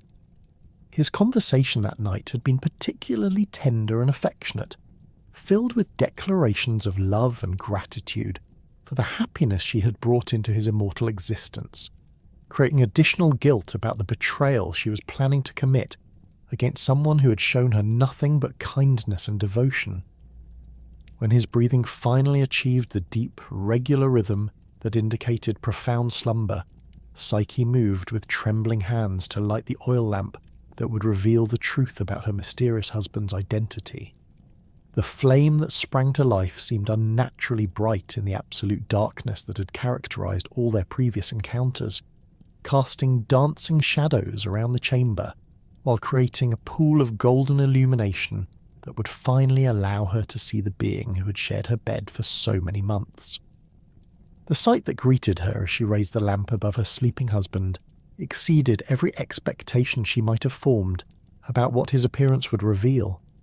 Instead of the monster that her sisters had convinced her to expect, she found herself gazing upon features of such extraordinary beauty that they seemed to transcend the normal boundaries between mortal and divine perfection. His face displayed the classical proportions that artists spent lifetimes attempting to capture in marble, with skin that seemed to glow with its own internal radiance, even in the flickering light of her lamp. His hair, spread across the silk pillows in waves of gold that caught and reflected the lamplight with prismatic brilliance, possessed the texture and colour that had fascinated her fingers during their dark encounters, while revealing visual beauty that surpassed anything her imagination had been able to construct from touch alone.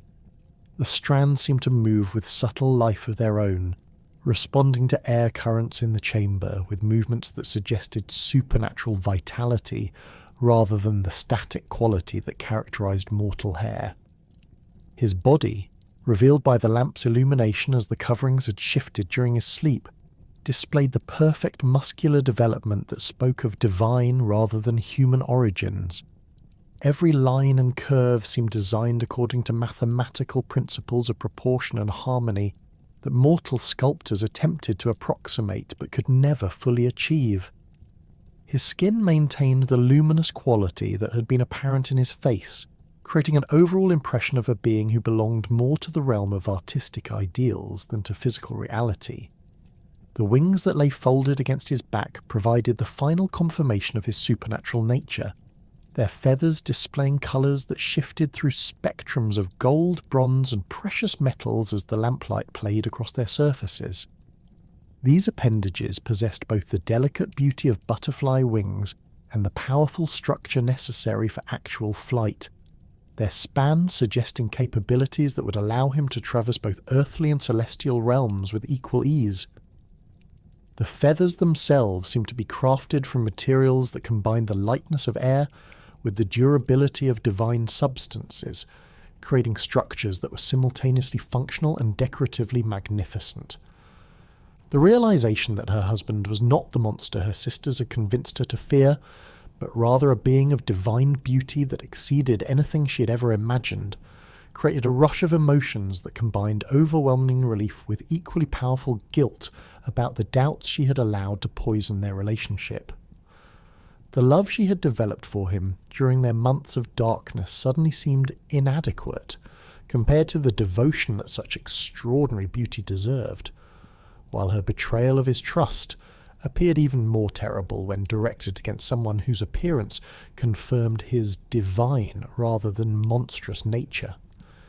The recognition of his identity as Eros himself, the god of love whose arrows had shaped countless mortal and immortal relationships throughout history, provided context that explained both the extraordinary luxury of her circumstances and the supernatural secrecy that had surrounded their marriage.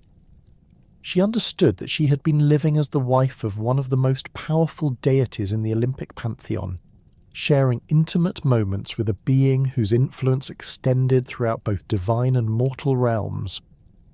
The implications of this knowledge created a sense of awe that made her previous happiness seem like mere contentment compared to the profound significance of their relationship. The oil lamp that trembled in her hands as she absorbed the full impact of her discovery seemed to develop a life of its own, its flame flickering with increasing intensity, as if responding to the supernatural energies that surrounded the sleeping god. The bronze surfaces that had seemed merely decorative in normal light now revealed intricate patterns that seemed to move and shift as she observed them, creating optical effects that suggested the artifact possessed properties beyond those of ordinary metalwork. The accident that would destroy her happiness occurred when the overwhelming nature of her discovery caused her hands to shake with such violence that she lost control of the lamp she had been holding steady throughout her examination of Eros's sleeping form. A single drop of hot oil escaped from the reservoir and fell toward the god's shoulder, its trajectory carrying it directly toward the luminous skin that had never been touched by anything that could cause harm or discomfort. The moment when the burning oil made contact with Eros's divine flesh created effects that seemed to ripple through both physical and supernatural dimensions simultaneously. The god's eyes opened instantly, their depths reflecting not anger but profound sadness, as he realized that the trust which had made their relationship possible had been irrevocably broken. The pain caused by the oil's heat was clearly secondary to the emotional wound created by her betrayal of the absolute faith he had placed in her willingness to accept the limitations that their love required. His gaze moved from her face to the lamp in her hands, then to the dagger that lay within easy reach on the bed beside her, as he understood the full extent of the suspicions that had motivated her actions. The realization that she had not merely succumbed to curiosity, but had actually prepared to defend herself against what she had been convinced was his monstrous nature created a look of devastation that transformed his divine features into a mask of heartbreak that was almost too painful for her to witness. The words he spoke as he rose from their bed carried the weight of cosmic finality, explaining that love could not exist without trust, and that her actions had destroyed the foundation upon which their entire relationship had been built. His voice maintained the warmth and gentleness that had always characterized their conversations, but now carried undertones of loss that made clear he understood their time together had reached its inevitable end. He made no accusations or expressions of anger, recognizing that the forces that had conspired to create doubt in her mind were more powerful than any resistance she could have offered. The wings that unfolded from his shoulders as he prepared to depart created currents of air that extinguished the lamp and plunged the chamber back into the darkness that had previously sheltered their love from the harsh realities of divine politics and mortal limitations. The sound of his flight carried him away from the palace with speed that made pursuit impossible, while the supernatural energies that had maintained the enchanted realm began to fluctuate in ways that suggested the entire structure of their shared existence was beginning to collapse. The palace that had been her home for so many months started to dissolve around her, as the divine power that had created and maintained its impossible architecture withdrew along with its creator. Walls that had seemed solid as stone began to shimmer and fade like mirages, while furnishings that had provided comfort and luxury simply ceased to exist, as the magic that had given them substance dissipated into the night air. The invisible servants who had attended her needs vanished without trace, leaving behind only the memory of their gentle care and supernatural efficiency. Psyche found herself standing alone in a barren wilderness that bore no resemblance to the enchanted valley where she had experienced such happiness, her divine garments replaced by simple clothing that provided minimal protection against the harsh wind that now swept across the desolate landscape. The transformation from supernatural luxury to mortal vulnerability occurred with such completeness that she might have wondered whether her months of divine marriage had been elaborate dreams, except for the lingering fragrance of exotic flowers that still clung to her hair, and the physical knowledge of love that her body retained from their intimate encounters. The oil lamp that had caused such catastrophic consequences lay broken at her feet, its bronze surfaces now appearing dull and ordinary, without the supernatural energies that had enhanced their appearance during her moment of discovery. The dagger her sisters had provided remained sharp and gleaming, its supernatural properties apparently unaffected by the collapse of the enchanted realm, though its presence now served only as a reminder of the suspicions that had destroyed the most precious relationship she had ever known.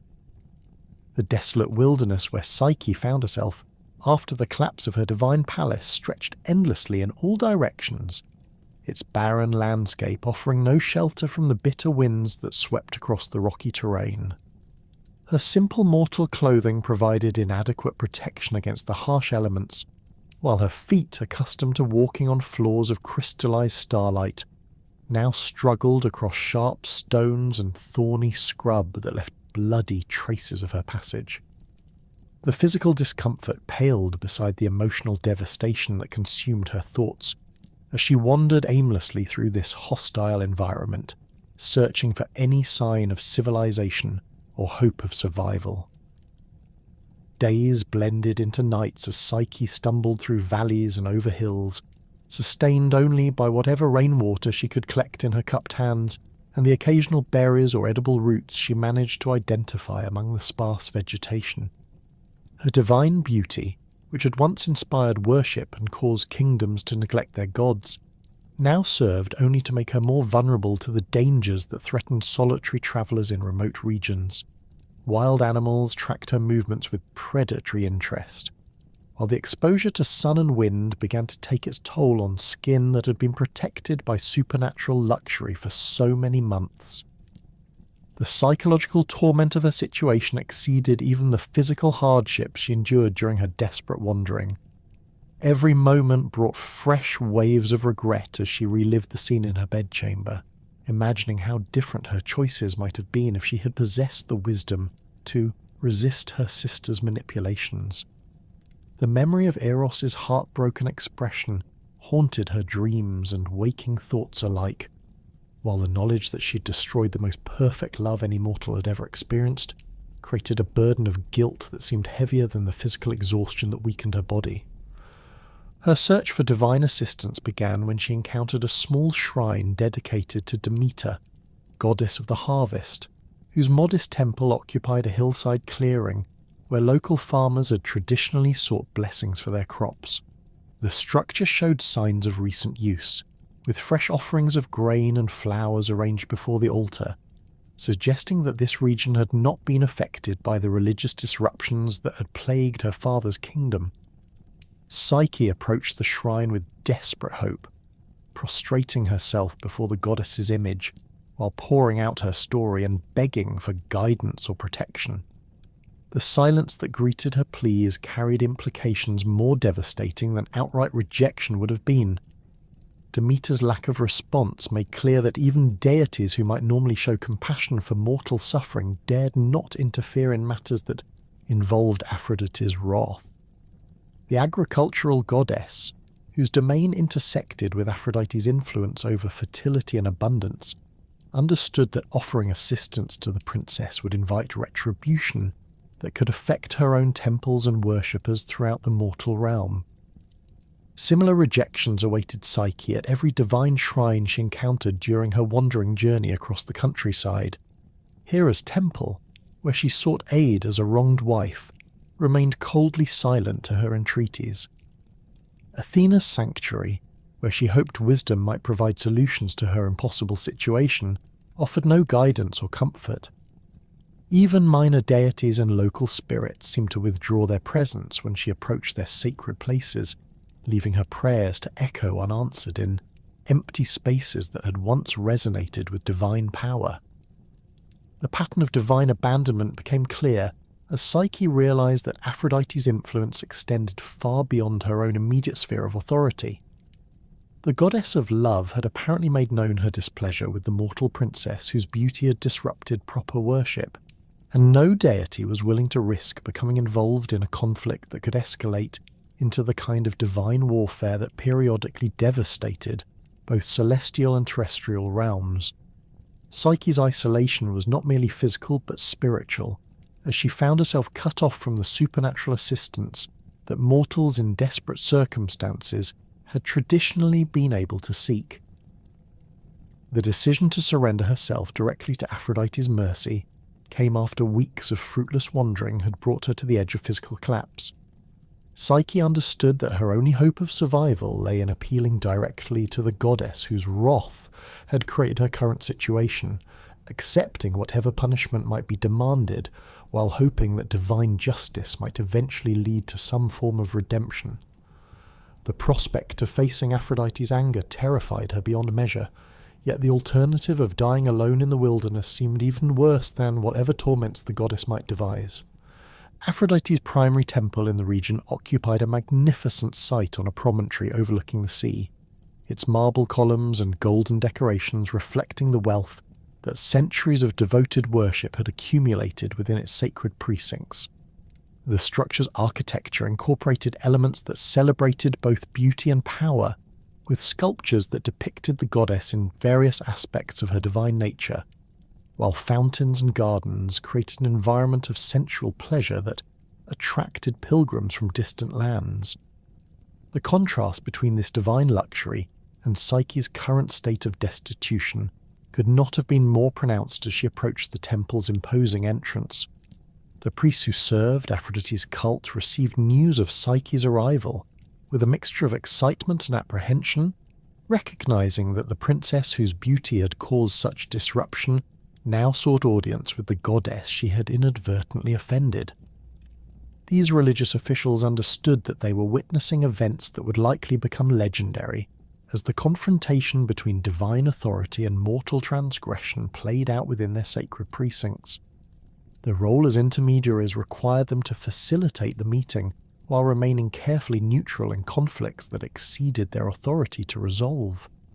Aphrodite's manifestation within her temple demonstrated the full majesty and terror that divine presence could create when unrestrained by considerations of mortal sensibilities.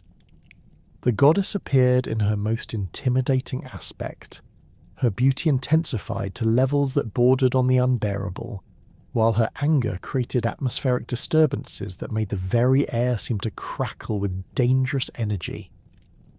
Her golden hair moved with currents that suggested supernatural fire, while her eyes reflected depths of fury that had historically preceded the most devastating punishments in mythological record. The goddess's initial response to Psyche's surrender combined mockery with genuine outrage as she catalogued the offences that had brought them to this confrontation. Aphrodite spoke of the religious disruption that had occurred when mortals began worshipping human beauty instead of divine perfection, the economic damage that had affected her temples when offerings were redirected toward inappropriate recipients, and the cosmic imbalance that had resulted when the proper hierarchy between gods and mortals was challenged by misguided devotion. The punishment that Aphrodite designed for Psyche reflected the goddess's sophisticated understanding of both justice and psychology, creating trials that would serve multiple purposes simultaneously. These tasks would demonstrate the futility of mortal attempts to compete with divine authority, while providing opportunities for Psyche to prove whether she possessed virtues beyond the physical beauty that had caused such problems. The goddess made clear that success in these trials might eventually lead to forgiveness, though the challenges she had devised were specifically designed to exceed normal human capabilities. The first task that Aphrodite assigned required Psyche to sort an enormous pile of mixed grains that had been deliberately scattered throughout a vast storehouse attached to the temple complex. Wheat, barley, millet, poppy seeds, lentils and beans had been combined in quantities that would have challenged an entire workforce, while the deadline for completion was set at sunset of the same day the task was assigned. The goddess explained that this labour would demonstrate whether Psyche possessed the patience and diligence necessary to earn divine forgiveness, while the impossibility of completing such work within the allotted time would prove the limitations that defined mortal existence. The storehouse where Psyche found herself confronting this overwhelming challenge contained grain in quantities that seemed to fill every available space from floor to ceiling. The mixture had been so thoroughly combined that individual seeds were scattered randomly throughout the mass, making systematic sorting appear hopeless before she'd even begun to work. The building's windows had been designed to admit light during morning hours but would leave the interior in darkness long before sunset, adding the additional challenge of working in conditions that would make accurate identification of different grain types increasingly difficult as the day progressed.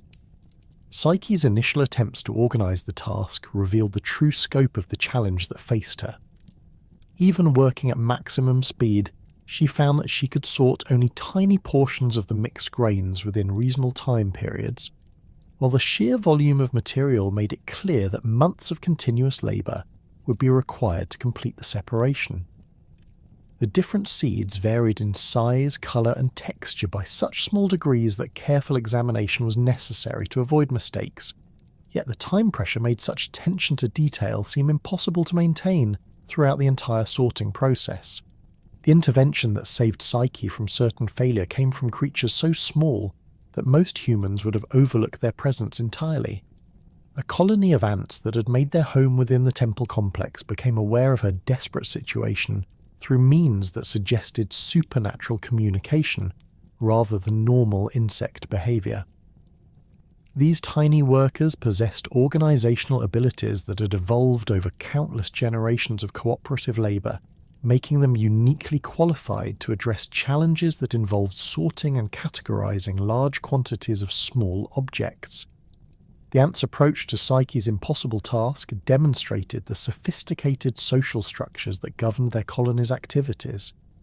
Different groups specialised in identifying and handling specific types of grains, while communication networks allowed them to coordinate their efforts with precision that exceeded anything human workers could have achieved.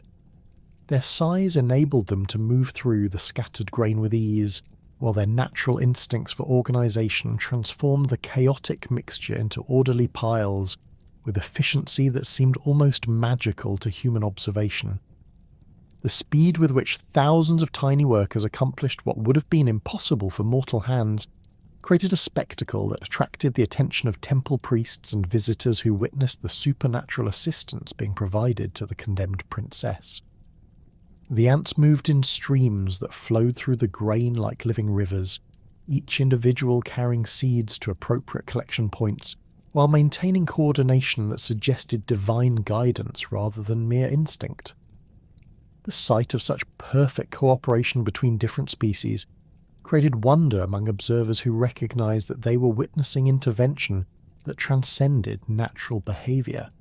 The completion of the first task within the designated time limit surprised Aphrodite herself, though the goddess quickly realized that supernatural assistance had enabled Psyche's success rather than any improvement in mortal capabilities. This recognition led to the design of a second challenge that would be more difficult to address through aid from sympathetic creatures, while testing different aspects of Psyche's character and resourcefulness. The second task required Psyche to obtain golden fleece from a flock of sheep, whose supernatural nature made them among the most dangerous creatures in the divine realm. These animals grazed in meadows beside a river that flowed through regions where mortal and immortal territories intersected, their wool possessing properties that made it valuable for creating garments worthy of divine use. However, the sheep themselves had been transformed by their supernatural environment into creatures whose aggression and strength exceeded anything found among normal livestock, while their fleece carried electrical properties that could kill anyone who attempted to approach them during daylight hours when their power reached maximum intensity. The meadows where these creatures spent their days presented a deceptively peaceful appearance that concealed the deadly reality of their inhabitants' true nature. Lush grass and wildflowers created an idyllic pastoral scene that might have attracted unwary travellers seeking rest or recreation, while the nearby river provided clear water that seemed to invite refreshment after long journeys. Only careful observation would reveal the scorched patches of earth that marked locations where the sheep's electrical discharges had struck, or the absence of other animal life that normally would have shared such an attractive habitat. Psyche's initial reconnaissance of the area confirmed the hopelessness of any direct approach to obtaining the required fleece. The sheep displayed awareness of her presence from distances that suggested supernatural senses, while their movements generated visible sparks that arced between their bodies and nearby objects. The intensity of these electrical phenomena increased when they detected potential threats, creating barriers of crackling energy that would have been fatal to any mortal who attempted to penetrate their defensive perimeter. The guidance that enabled Psyche's success in this second trial came from an unexpected source that demonstrated how divine politics could work in her favour, despite Aphrodite's hostility. A river reed that grew along the banks of the stream near the supernatural sheep began speaking to her in a voice that carried the wisdom of countless years spent observing the creature's behavioural patterns. This plant spirit had developed understanding of the sheep's daily routines that revealed vulnerabilities in their otherwise impenetrable defences.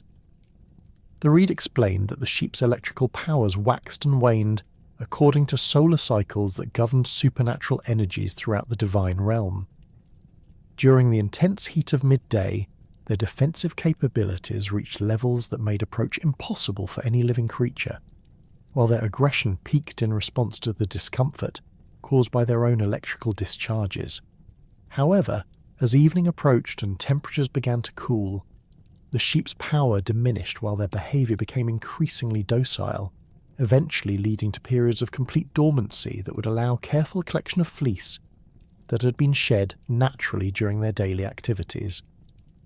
The strategy that the reed recommended required patience and precise timing rather than courage or strength, as Psyche would need to wait until the sheep entered their evening rest period before venturing into the meadows where their shed fleece could be gathered safely. The plant spirit warned that even during their dormant phase, the creatures retained enough residual power to be dangerous if disturbed, making stealth and careful movement essential for avoiding detection that might trigger defensive responses. The collection of golden fleece during the sheep's evening dormancy proved successful through careful adherence to the reed's instructions, though the experience tested Psyche's nerves as she moved silently through grass that still retained traces of electrical charge from the creature's daily activities. The fleece itself possessed qualities that exceeded anything found in normal wool, its golden colour seeming to generate its own light, while its texture combined softness with strength that suggested divine rather than natural origins. The quantity she managed to gather exceeded Aphrodite's requirements, providing evidence that supernatural assistance had once again enabled her success in completing an impossible task. The third challenge that Aphrodite devised escalated the difficulty to levels that seemed designed to ensure Psyche's failure, regardless of whatever supernatural aid might be available to assist her efforts. This task required her to fill a crystal vial with water from the river Styx, whose source lay in the most inaccessible regions of the Underworld's geography. The river itself possessed properties that made its water deadly to mortals while serving as the binding agent for oaths that even the gods dared not break, creating both practical and theological obstacles that seemed impossible to overcome. The journey to reach the Styx's source required passage through territories that existed at the boundaries between the world of the living and the realm of the dead, where normal geographical rules gave way to supernatural landscapes that shifted according to the will of underworld deities. The river emerged from caverns that had never been touched by sunlight, flowing through gorges carved from stone that had been formed during the earliest epochs of cosmic creation. The water itself appeared black as night while generating vapours that were toxic to any creature not specifically adapted to underworld environments. The physical challenges of reaching the river's source exceeded anything that mortal endurance could reasonably be expected to overcome. The path required climbing sheer cliff faces that rose for impossible heights while offering handholds that crumbled at the slightest touch, crossing chasms that seemed to extend infinitely downward into regions where no light could penetrate, and navigating through cavern systems where the air itself carried properties that could induce madness in those who breathed it for extended periods. The intervention that made completion of this task possible came from Zeus's eagle, a creature whose divine nature enabled it to traverse regions that would have been fatal to mortal beings, while possessing the strength and intelligence necessary to accomplish missions that exceeded normal animal capabilities. This magnificent bird had observed Psyche's previous trials with interest that reflected its master's complex relationship with Aphrodite's vendetta, recognizing that the princess's situation had implications that extended beyond simple divine punishment into areas that affected cosmic balance and justice. The eagle's assistance in obtaining Stygian water demonstrated both the practical advantages of divine intervention and the political complexities that surrounded Psyche's trials. The bird's ability to fly directly to the river's source eliminated the geographical obstacles that would have made the journey impossible for earthbound travellers, while its supernatural constitution allowed it to approach waters that would have been instantly fatal to mortal contact. However, the eagle's involvement also suggested that other Olympian deities had begun to question whether Aphrodite's punishment had exceeded reasonable bounds, creating the possibility of divine intervention that might eventually lead to resolution of the entire conflict. The successful completion of 3 impossible tasks had demonstrated that Psyche possessed virtues and resources that transcended normal mortal limitations, yet Aphrodite's anger remained undiminished by evidence that the princess might deserve consideration for forgiveness. The goddess's 4th and final challenge represented the ultimate test of both courage and wisdom, requiring Psyche to descend into the underworld itself to obtain a portion of Persephone's supernatural beauty in a sealed container that must never be opened under any circumstances. This final task combined all the dangers that had characterized the previous challenges, while adding elements that threatened not only physical destruction, but spiritual annihilation that could affect Psyche's existence beyond death itself. The journey to Hades required passage through regions where the normal rules governing life and death became meaningless, while the request for Persephone's beauty would require diplomatic negotiations with deities whose power exceeded anything found in the upper world. The sealed container that would hold this supernatural essence carried warnings about consequences so terrible that even divine beings avoided discussing them directly. The descent into the underworld began at locations where the boundary between life and death became permeable enough to allow living beings to cross into regions normally reserved for souls who had departed mortal existence. These entrance points existed in caves and chasms, where the earth opened into passages that led downward through geological formations that had been shaped by supernatural rather than natural forces, their walls bearing inscriptions in languages that predated human civilization, while generating sounds that seemed to come from the depths of cosmic creation itself. The dangers that awaited travellers in the underworld exceeded anything that existed in mortal realms, as the very atmosphere carried properties that could drain life force from living beings, while the landscape itself was populated by creatures and phenomena that existed nowhere else in creation. Rivers of fire alternated with regions of absolute cold that could freeze flesh instantly, while the air itself carried voices of the dead that could drive living minds to madness through their constant lamentations and warnings about the futility of mortal existence. The underworld's oppressive atmosphere pressed against Psyche's mortal form as she navigated the treacherous passages that led deeper into Persephone's domain. The air itself seemed to carry the weight of countless souls who had made this same journey without hope of return, while shadows moved with independent life that suggested the presence of beings whose existence defied mortal understanding. The sealed box that would contain Persephone's beauty felt unnaturally heavy in her hands, its surface warm to the touch despite the bone-chilling cold that permeated every other aspect of the underworld environment.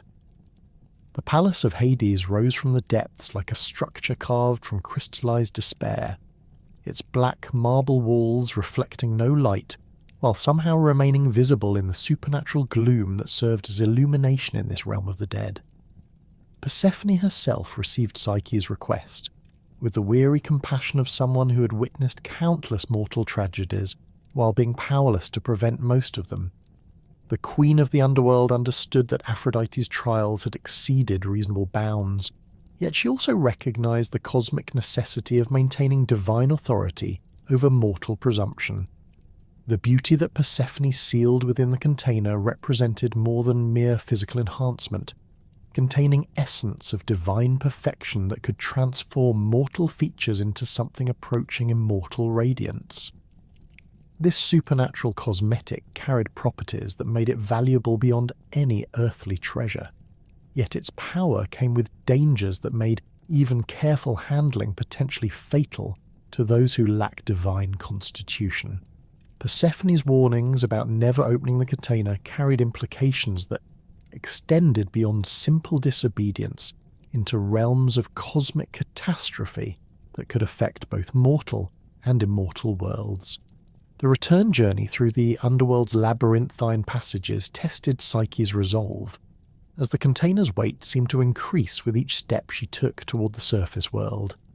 The voices of the dead whispered constantly about the content she carried, describing the transformative power that lay sealed within reach, while suggesting that a single glimpse of such beauty would be worth any risk or consequence.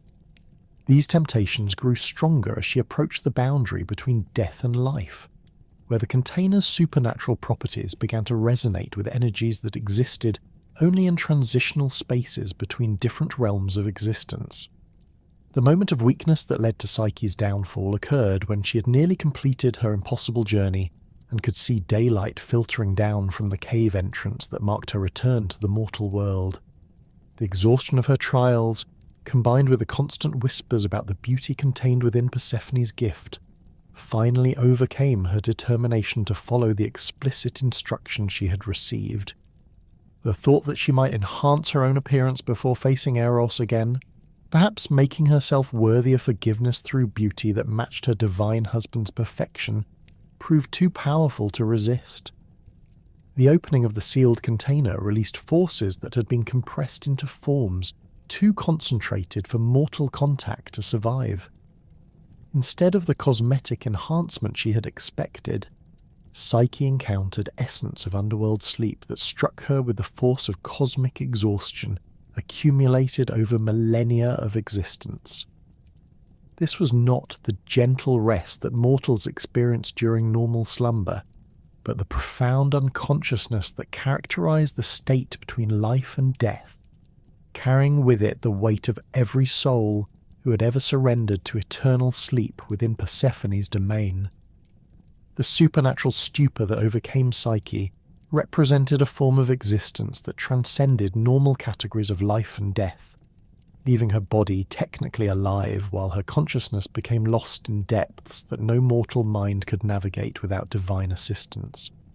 Her breathing continued with mechanical regularity, while her heart maintained its rhythm, yet her spirit had become trapped in regions where mortal awareness could not function, creating a state that might persist indefinitely without external intervention to break the spell that bound her between worlds. Meanwhile, in the celestial realm where divine politics continued their eternal dance of alliance and conflict, Eros had spent the months since their separation in a state of emotional torment that affected his ability to perform the cosmic functions that defined his existence. The god of love found himself unable to create the romantic connections that maintained harmony throughout both mortal and immortal realms, as his own heartbreak had created a fundamental disruption in his understanding of how love could survive the betrayals and misunderstandings that seemed to characterize all relationships between different orders of being. The arrows in his quiver remained unused, as Eros struggled with the contradiction between his divine nature, which compelled him to create love wherever it was needed, and his personal experience of love's vulnerability to the forces of doubt and deception that could destroy even the most perfect unions. His mother's satisfaction with Psyche's punishment provided no comfort to the young god, who recognized that Aphrodite's victory had come at the cost of his own happiness, and the cosmic balance that his romantic interventions had traditionally maintained throughout creation. The reports that reached Mount Olympus about Psyche's trials and their supernatural assistance began to create concern among the other Olympian deities, who recognized that the situation had evolved beyond simple divine punishment into something that threatened the stability of relationships between gods and mortals. Zeus himself had observed the proceedings with growing interest, noting that the princess's courage and determination in facing impossible challenges demonstrated virtues that exceeded those displayed by many immortal beings when confronted with difficulties that tested their character and resolve. The king of the gods understood that Aphrodite's vendetta, while justified by the religious disruption that Psyche's beauty had caused, had created consequences that extended far beyond the original offence into areas that affected cosmic harmony and divine justice. The supernatural assistance that had enabled Psyche's success in completing impossible tasks suggested that other divine forces had begun to question whether continued punishment served any constructive purpose, while Eros's emotional paralysis threatened to disrupt the romantic connections that maintained social stability throughout both celestial and terrestrial realms. Eros's decision to appeal directly to Zeus represented a fundamental shift in his understanding of the relationship between personal happiness and cosmic responsibility. The young god recognized that his love for Psyche had transcended the casual romantic attachments that had previously characterized his existence, creating emotional bonds that had become essential to his ability to function as a divine force in the universe. His petition to the king of the gods combined personal plea with cosmic argument, demonstrating that the resolution of his situation with Psyche had implications that extended far beyond individual happiness into areas that affected the fundamental operation of divine authority throughout creation. The formal presentation of his case before the assembled Olympian deities required Eros to articulate feelings and concepts that had never been expressed in divine councils, as romantic love between immortal and mortal beings existed outside the normal categories that governed cosmic relationships. His arguments drew upon both emotional truth and practical necessity, explaining how his accidental enchantment by his own arrow had created genuine love that differed qualitatively from the artificial attractions he'd previously generated through his divine interventions in mortal and immortal affairs. The testimony that Eros provided about Psyche's character and behaviour during their months of marriage revealed aspects of her personality that had been obscured by the focus on her physical beauty and the religious disruption it had caused. He described her intelligence, compassion, and genuine desire to understand the cosmic forces that had shaped their unusual relationship, while acknowledging that her eventual betrayal of his trust had resulted from manipulation by forces that exploited natural human curiosity, rather than from any fundamental flaw in her moral character. Zeus's consideration of the case involved weighing multiple factors that extended beyond the immediate relationship between Eros and Psyche into areas that affected divine precedent and cosmic justice. The king of the gods recognized that Aphrodite's anger had legitimate foundations in the religious disruption that had occurred when mortals began worshipping human beauty instead of divine perfection. Yet he also understood that the punishment inflicted upon Psyche had exceeded reasonable bounds while creating secondary problems that threatened cosmic harmony. The divine politics surrounding the situation required careful analysis of how resolution might affect relationships between different Olympian deities and their respective spheres of influence. Aphrodite's authority over love and beauty could not be undermined without creating precedents that might encourage other challenges to divine supremacy, yet allowing her vendetta to continue indefinitely risked creating permanent disruption to the romantic forces that maintained social stability throughout creation. The supernatural assistance that had enabled Psyche's success in completing impossible tasks suggested that other divine forces had already begun to intervene, making formal resolution necessary to prevent the development of factional conflicts within the celestial hierarchy. Zeus's judgment, when it finally came, reflected his understanding that true justice required consideration of both divine authority and individual merit, creating solutions that satisfied cosmic necessity while acknowledging the exceptional circumstances that created the original conflict. The king of the gods declared that Psyche's trials had demonstrated virtues that transcended normal mortal limitations, proving that her beauty had been accompanied by courage, determination, and moral strength that justified elevation beyond the boundaries that typically separated human and divine existence. The transformation that Zeus decreed for Psyche involved more than simple immortality, encompassing fundamental changes to her essential nature that would enable her to exist as an equal partner in her relationship with Eros, while serving cosmic functions that required divine rather than mortal capabilities. The process began with the administration of ambrosia, the food of the gods whose properties transformed mortal flesh into immortal substance while preserving the essential characteristics that defined individual identity and personality.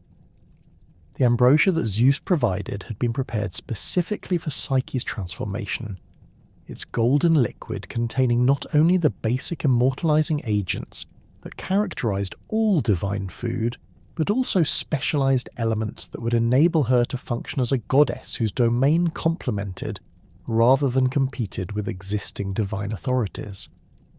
The taste carried flavors that seemed to encompass every perfect sensation that mortal experience could provide, while its effects began transforming her cellular structure from the moment it touched her lips. The physical changes that accompanied Psyche's transformation from mortal princess to immortal goddess occurred gradually, allowing her consciousness to adapt to capabilities and sensations that exceeded anything possible within human limitations. Her skin acquired the luminous quality that characterized divine beings, generating light from internal sources while maintaining the warmth and sensitivity that had attracted Eros during their mortal relationship. Her hair developed the supernatural vitality that allowed it to respond to emotional states and atmospheric conditions, creating visual effects that enhanced rather than overshadowed her natural beauty. The awakening from her supernatural sleep occurred as the immortalizing properties of the ambrosia reached her consciousness, breaking the spell that had trapped her between life and death, while restoring awareness that now operated according to divine rather than mortal parameters. Psyche's first sensation as an immortal being was the recognition that her love for Eros had not only survived her transformation, but had been intensified by the removal of the mortality that had created fundamental barriers between their different natures. The reunion between Eros and Psyche took place in Zeus's presence, ensuring that their renewed relationship would have the formal blessing of divine authority, while establishing precedents that would govern future interactions between immortal and mortal beings who found themselves in similar circumstances. The love that had survived betrayal, separation, and supernatural trials now existed within a framework that eliminated the secrecy and deception that had previously been necessary to protect their union from divine disapproval. Eros's joy at recovering his beloved exceeded anything he'd experienced during their original relationship, as the removal of the barriers that had required concealment of his identity allowed him to express his love with complete honesty while sharing aspects of his divine nature that had previously been hidden from mortal understanding. The wings that had once been concealed in darkness could now be displayed openly, while his supernatural abilities could be used to enhance rather than complicate their shared existence.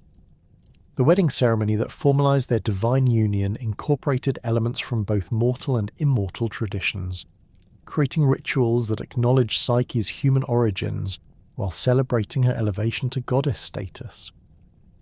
The other Olympian deities attended this unprecedented celebration, their presence serving to legitimize the relationship while establishing Psyche's acceptance within the celestial hierarchy. Even Aphrodite participated in the ceremonies, her anger finally satisfied by the formal recognition that divine beauty remained supreme over mortal appearance, regardless of how extraordinary human features might become. The birth of their daughter Voluptus represented the culmination of their love story and the beginning of Psyche's integration into the cosmic functions that defined divine existence. This child embodied the union between love and soul that her parents represented, possessing qualities that enabled her to serve as a bridge between the emotional and spiritual aspects of existence that had previously been governed by separate divine authorities. Voluptus inherited her father's ability to create pleasure and attraction, while possessing her mother's understanding of the psychological complexities that characterized conscious beings throughout creation. Psyche's establishment as the goddess of the soul provided her with divine responsibilities that complemented rather than competed with existing Olympian authorities. Her domain encompassed the internal experiences of conscious beings, including the thoughts, emotions, and spiritual developments that occurred within individual minds and hearts. This sphere of influence required intimate understanding of mortal psychology combined with divine perspective on the cosmic significance of personal growth and emotional development. The cosmic balance that Psyche's elevation achieved resolved the fundamental tensions that had created the original conflict between divine authority and mortal aspiration. Her transformation demonstrated that exceptional virtue could transcend the boundaries between different orders of existence, while maintaining the hierarchical structure that kept God supreme over mortals. The precedent established by her story provided hope for other mortals who possessed extraordinary qualities while ensuring that such elevation remained dependent upon divine approval rather than human achievement alone. The integration of love and psyche that the union represented created new possibilities for understanding the relationship between emotional and spiritual development throughout creation. Eros's domain of romantic attraction gained depth through connection with Psyche's governance of internal consciousness, while her understanding of psychological complexity was enhanced by his knowledge of the cosmic forces that created connections between different beings. Their partnership demonstrated that the most profound forms of love involve not only emotional and physical attraction, but also spiritual recognition and intellectual compatibility that could survive any external challenges. The palace they established as their divine residence combined the architectural magnificence that had characterized Psyche's original supernatural home with additional elements that reflected their shared authority over both love and consciousness. The structure existed simultaneously in multiple dimensions, allowing them to observe and influence both the external manifestations of romantic attraction and the internal psychological processes that determined how individuals experienced and responded to love in all its various forms.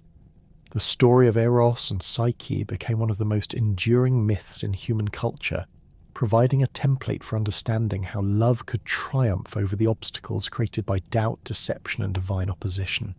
Their tale demonstrated that genuine affection required trust and communication to survive the challenges that inevitably arose in any relationship, while showing that love strong enough to endure separation and suffering could ultimately achieve transformation that transcended the original limitations that had threatened to destroy it. The cosmic significance of their union extended beyond personal happiness into areas that affected the fundamental operation of consciousness and emotion throughout creation. Psyche's elevation to divine status established the principle that the soul possessed inherent dignity that could, under exceptional circumstances, achieve recognition and status equal to any force in the universe. Her partnership with Eros created a divine couple whose combined influence encompassed both the external manifestations of love and the internal experiences that determined how conscious beings understood and responded to the deepest emotions that defined their existence. The legacy of their love story provided inspiration for countless mortals who face seemingly impossible obstacles in their own relationships, demonstrating that patience, courage, and genuine devotion could overcome even the most powerful forces that oppose true love. Their triumph over divine politics, family opposition, and personal betrayal established them as patron deities for lovers who required supernatural assistance to achieve the happiness that mortal limitations seemed to deny them. Thus concluded the transformation of a mortal princess whose beauty had inadvertently challenged divine authority into an immortal goddess, whose love had conquered death itself, achieving not only personal happiness, but cosmic significance that would endure throughout all future ages of creation. The union of Eros and Psyche represented the ultimate victory of genuine affection over the forces of doubt, deception, and divine opposition, proving that love strong enough to survive the greatest trials could achieve transformation that transcended every limitation that had originally threatened to destroy it.